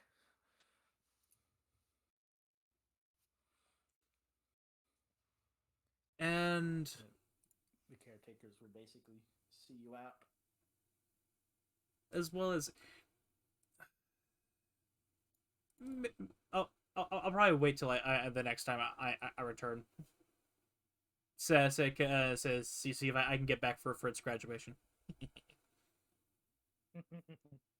Yeah. Granted, on the age that you see them at, It's gonna be a little bit. They're pretty fresh. Yeah, the age that you see them at, it'll probably for them to graduate. Yep. How old is Scritek again? Scrit? Oh, that's a good question. Not written. Although Scrit takes probably, well, 18, what would you think? I would say in terms of since he started being ready to be full on trained, he's somewhere between 15 and 18. Okay. Although, because in order to let us survive on the outside, I imagine we need a little longer gestation period. Yeah. So we can survive outside of the cold. Yeah, I'd say this one's got like at least, I'd say probably like 10 years. That's fine. And besides, it's between graduation and actually being sent out, because he probably graduated earlier than that and just got fully trained and ready to go. But yeah. But they see you out, and Scritek does all of his recovering. The last thing one last thing, as I'm walking out the cave, the little baby's still staring at him. Scrit's gonna stop, turn around, and just look directly, like just pretty much raise my bloodlust, and just stare right into this thing's eyes. You know, gotta get him early so that they can build up that tolerance. Just right into this thing's eyes. It probably freezes for a second. Me looking right into the its antennas shoot up, and it's just sitting there, just and I'll not moving a muscle. And I'll like turn my head and give him a thumbs up, a direct thumbs up, and go, "Rip and tear until it is done, youngling." You just hear ecstatic chittering, and then I'll walk out. All right, and I imagine Skritek will leave the hive the next day after he gets everything in order. Yep. To get back on the road, back at it. Back at it again. Back at it again at Krispy Kreme. I wonder what Monster and everyone's doing right now. Granted, it took you a week to get there. What they're going through in active time is still happening. Yep. All right, well, it's over. I mean, like, if it took you a week to get there, I'm pretty sure they're only like 3 or 4 days from when Scrit left right now. Yeah. And again, I'm not coming back next session. I don't think. I still gotta make that character we're gonna talk about when I stop recording. So I'm going to leave and head back to the boat. All right, the generals, they call you in one last time to basically just say farewells. Basically, tell you the rundown of everything, like what the queen. You know, it's the speech of briefing again. Not that you really need it, but it's more of like a. He appreciates it. He listens to the whole thing. He's bought into the propaganda. Because it's the truth. They also tell you what they told you with the scout that they sent you about the cult. To bring back any of the items from the cult for the queen's, or to bring back to the queen. It's either, if you can't destroy the cult, hide them away.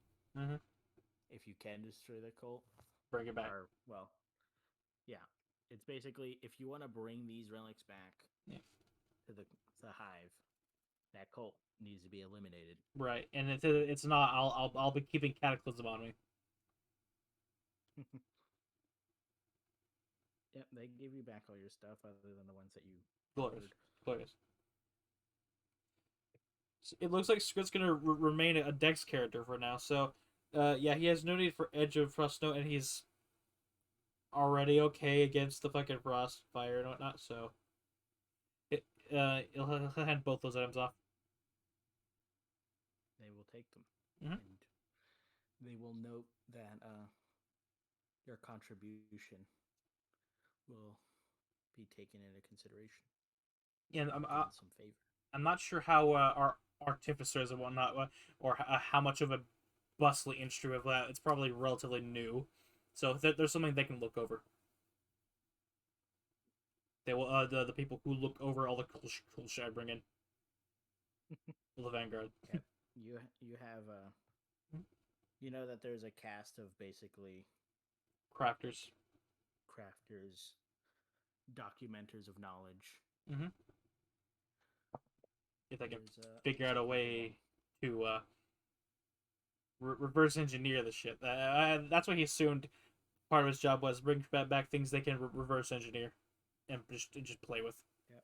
One of the general things of the Vanguard is to bring back items and devices and things that can either be like identified and used or can be basically broken down into its components that can be. So I imagine two personal heirloom items of a Frost Giant King will be somewhere pretty good. Yeah. Yep. Yep. Quite the items. I hope they enjoy. So I will, in fact, make my way downtown. And is the boat there? Granted, that's only been. It's been two. A day to get there, a day there, and then a day to get back. So 3 days. 3 days. Yeah. Yeah. They're there. Do I see any new corpses anywhere? No. You see, the first mate's got a nice hat. Oh, nice hat. Yeah. Fantastic. I'm going to come sauntering up to the boat. He sees you. Oh bloody hell! Is that guy again? Nice hat. Well, my dear ant folk, what can I do for you on this fine evening? You've taken an initiative. You've earned the right to use my name. It's Scrit. As I'm just going to vault up onto the boat and just thump in front of him. Whoa! All right, Mr. Scrit. Did you perhaps need a ride back to where you came? I certainly do, Captain. And have I earned the right to use your name? I'm quite curious. Oh, yeah. You didn't really need to know my name when I was the first mate, but Captain Livril. Livril. Well, Captain Livril, I just happen to be chartering a boat out towards Bakos. Would that be within reason to request? Well, I think that's within plenty of reason. We were heading right back that way. You know, with how much of a gentleman you've been, I think I can give you 100% discount for this ride. Much appreciated. Hell, I'll even take a shift up in the crow's nest. My accuracy's gotten a little low. He has this look of like absolutely fake surprise. Well, with a nice offer like that, we couldn't turn you down. He turns and he looks at one of the sailors. This nice gentleman right here wishes to offer us some assistance in managing the ship. And he looks. The sailor's looking like, huh? And then the newly established captain kind of taps the end of the scabbard where the +1 sword is. He's like, oh yeah, that's right. We appreciate it. Now you're thinking with now you're thinking with portals. I will get you right where you need to be. Right, and I will say just on the offhand, until we set foot back in Bakos, but everyone needs a buddy, because there's a non-zero chance there is a submarine filled with rats somewhere nearby. Oh, yeah, that'd be best to be avoided. But if it makes you feel any better, now that we gotten in a port, I've done a little bit of recruiting after a bit of downsizing. So we've got enough boys to take shifts so that we can travel throughout both the day and the night at the same speed. So we'll get you there quite quickly. Amazing. Now, especially since the nice gentleman who happened to leave the captain's quarters all squared away for me, he had a huge stash that he had towards his alcohol addiction, and now we can utilize that to better in the crew. it's always good to have a higher morale. And with that, I will pretty much gorilla climb up into the fucking nest, just waiting for Ikit to start shit. He'll take a short nap. You, after about an hour of your nap, you can feel the boat start moving now that they're leaving the port. Mm-hmm. They got plenty of rations, plenty of supplies with all that gold that the captain, or let's say the late captain, Unfortunate. was hoarding. Yeah. He came onto an unfortunate tale of getting on Scrit's bats. No, not even that. Just not earning. A tale of greed and selfishness. A little bit, yeah. Again, Scrit's like managing to slide by any and all accusations that he's equally equally guilty of. Like, so Scrit also doesn't really give a shit about the crew getting taken by the Skaven. He knows what they're about. But the thing is, he also took it like, you know what? It would behoove me to get a ride back. I have 13 intelligence, not 0. Yeah, I get it. But yeah, you're probably out at sea, and you're about the first night in, Mm-hmm. and you can feel the ship just slow down. Dunk. Showtime. You hear clanking as you see a handful of warlock engineers basically just jump aboard. I'm going to land in front of them. You land, and they all just like bring up the halberds and basically like point it right at you and like step back. Scrit's eyes are already filled with shock. All right, you know the drill. Just shut up and sit still and wait for Ikit to get on. As he's just cracking his knuckles. Don't even bother moving. I don't even care how many of you there are. I'm in a good mood. The engineers kind of like slightly lower the halberds and just look at each other. And then you hear clambering as you see, like, on the large ass end of the ship, there's a storm fiend that is just hanging off at the end, and it's just like looking around. Well, that's and cute. You hear the steam of the submarine, and you see Ikit just jump over the ledge and just... I hate being clambered up in that steel box. Preaching to the choir on that one, rat. Well, experiment. Do you have what I need? I, Skritek, do have what you need.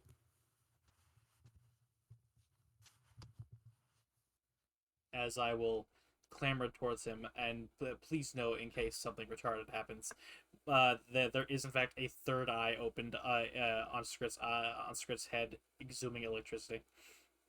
Storm rune. I gotcha. Mm-hmm. You said you proffer the carapace? Yep, I'm holding it.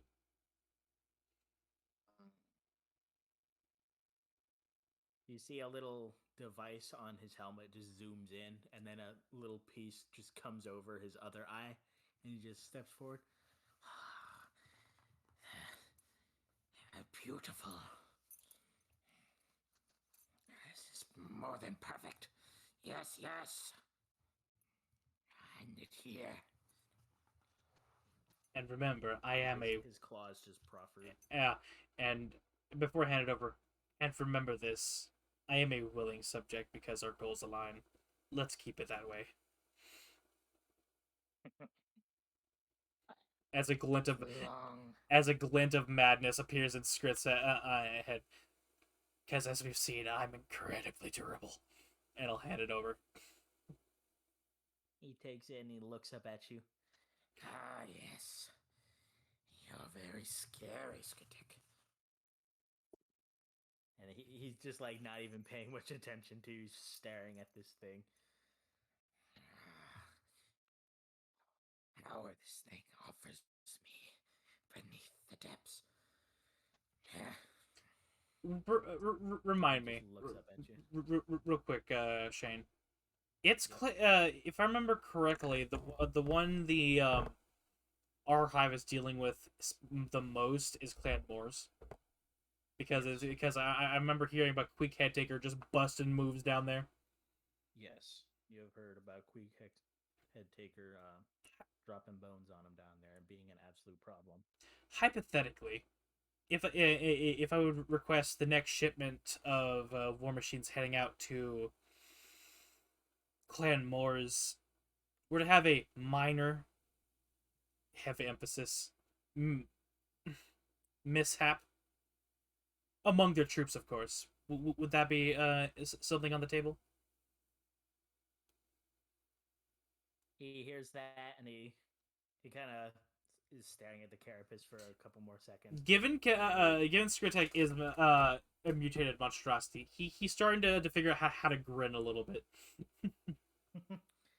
He looks up, and you see two Warlock engineers just basically shoot forward, and they have this elegant-looking case. And he sets the piece of the chitin in there, and they close it, and it has like 6 locks on it. And they just shut them all. The Clan Moors. Ah, yes, those ones. Constantly battling with your hive. That's partially the reason why we're ever making a deal at all. You're not the primary difficulty. It's that bastard. It's that bastard head taker. Yes. Many a former quaid on his wreck. I'm sure mishaps can happen in transit. Of course. I look forward to a continued, mutually beneficial relationship. Oh, yes. You have done so much more than you think you have. You are very, very valuable. Yes. And he starts walking towards the edge of the ship. He turns back towards you. Mm-hmm. I look forward to your further development, Skritek.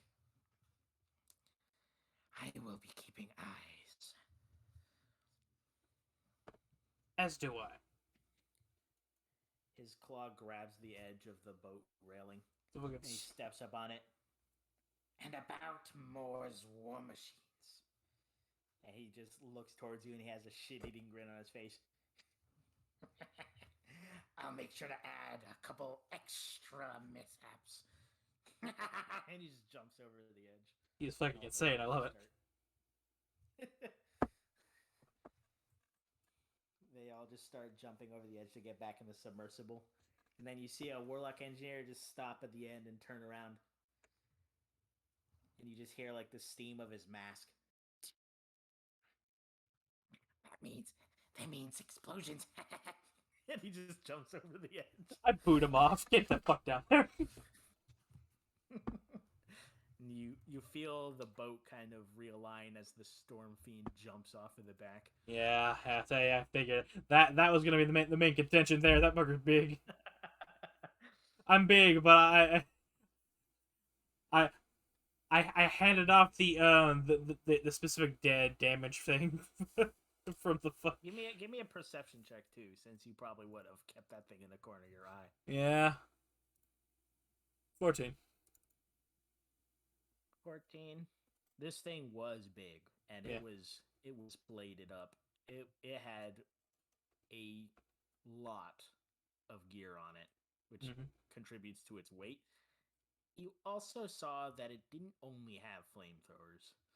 Yeah, that thing probably had a rattling gun, some probably mortars on that fucker. It keeps the top of line shit for himself. That's what you that's just what you do. That is Yeah, exactly what he does. the Warlock Engineers have mechanical suits. He has a full-on exosuit war gear. He's got fucking Storm Demon. He's got the best. Yeah, Mastercraft shit there. His So flare could fucking absolutely haul ass. Yep. And run over all regular creatures. Yep. So yeah, It keeps the goods. I will let the good captain know that the rats have left. Still, He was still on deck when it happened. Good. Just I'll turn around the electricity fading from my forehead, and that is how you deal with do with rats without losing men in return. I would still check because you have bolt holes, don't you? Yeah, we'll do a check real quick. Right. I told them all to make sure that they had buddies around them. Yep. You know, nobody just gets slinked off. Yeah, Skaven are treacherous by nature. They do a roll call and everyone seems to be there. Very good. I wouldn't even doubt that if there were still. I'm gonna do a quick perception check, see if I still see any fucking assassin rats around. Give me a perception. You don't see any rats. Alright.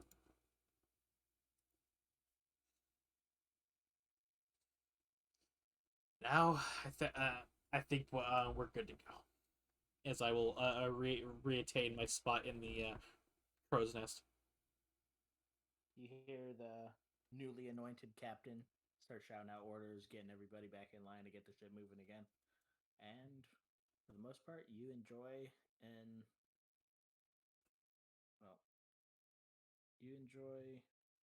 quite a fine sail back. Mhm. Not much rain. You, of course, avoid the Strait of Euphoride. Nah. You wrap around a little bit. I'm built different. I'm going right through. Well, you make port in a couple of coastal mere towns, and then you wrap around to the Iron Isles. You make port in one of those, but it's very short. And then you wrap back down to Bakos. Hee-haw. Let me drag you onto the world map real quick. Remember when you said you had an hour and a half to spare? Yeah, we kind of got into it. It's fine. Yeah, we're good. There you go. Boop boop boop boop boop boop boop boop boop. Stop. Boop boop boop boop boop boop boop boop boop boop. Stop. Boop boop boop boop boop boop boop boop boop boop boop boop boop. Stop. Boop boop boop boop boop boop boop boop. Stop. Boop boop boop boop boop boop boop boop. Yeah, that's about right. Yep. And you get there a little quicker. It's like 5 days because you got the double crew. Yeah, they probably recruited enough people, especially ones with dark vision. Yeah. Yep. So overall time is about 7-8 days to get there. Right. 3 days on land and underground, and then 5 days to get back. So Yep. yeah, about 2 weeks and a bit of change. And as I'm what's the ship called? Just so I in case I need another ride. And I now have a somewhat working relationship with this new captain. Good question.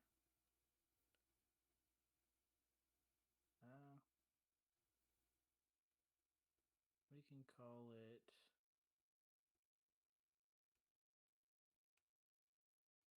Sorry, putting you on the spot. Yeah. We can deal with it later. We can deal with it later. Yeah, I'll give it to you later. Yeah.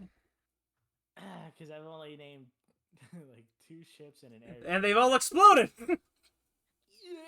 Oops. Yeah, I'm gonna walk up to this with monster and be like, "Look, a ship," and he's just gonna start like crying, going to the fetal position. No, not again. I'm dragging him on. Keep doing this. It can't keep getting Get away with this. As I'm hopping off, Anyway. as I'm hopping off the boat, I will impart some advice to the good new Captain Liveril. I have a good bit of experience on boats. You're probably gonna want to prioritize at least one mage on there, it'll cost a bit of money, but it'll save you some trouble down the line. Definitely one really big beefy gentleman. You're gonna want one of those. It's gonna make you feel really safe. He nods and he's like basically mentally taking notes. Yep. I see. Appreciate it, my friend. And he holds his hand out. Hope to see you on the waves again. Hopefully with less vermin. And I'll shake his hand. Oh yeah. Definitely. Yep. And you are back in Baycoast after 2 weeks and a day. Back at it again. We will come to what happens with that on a later date. And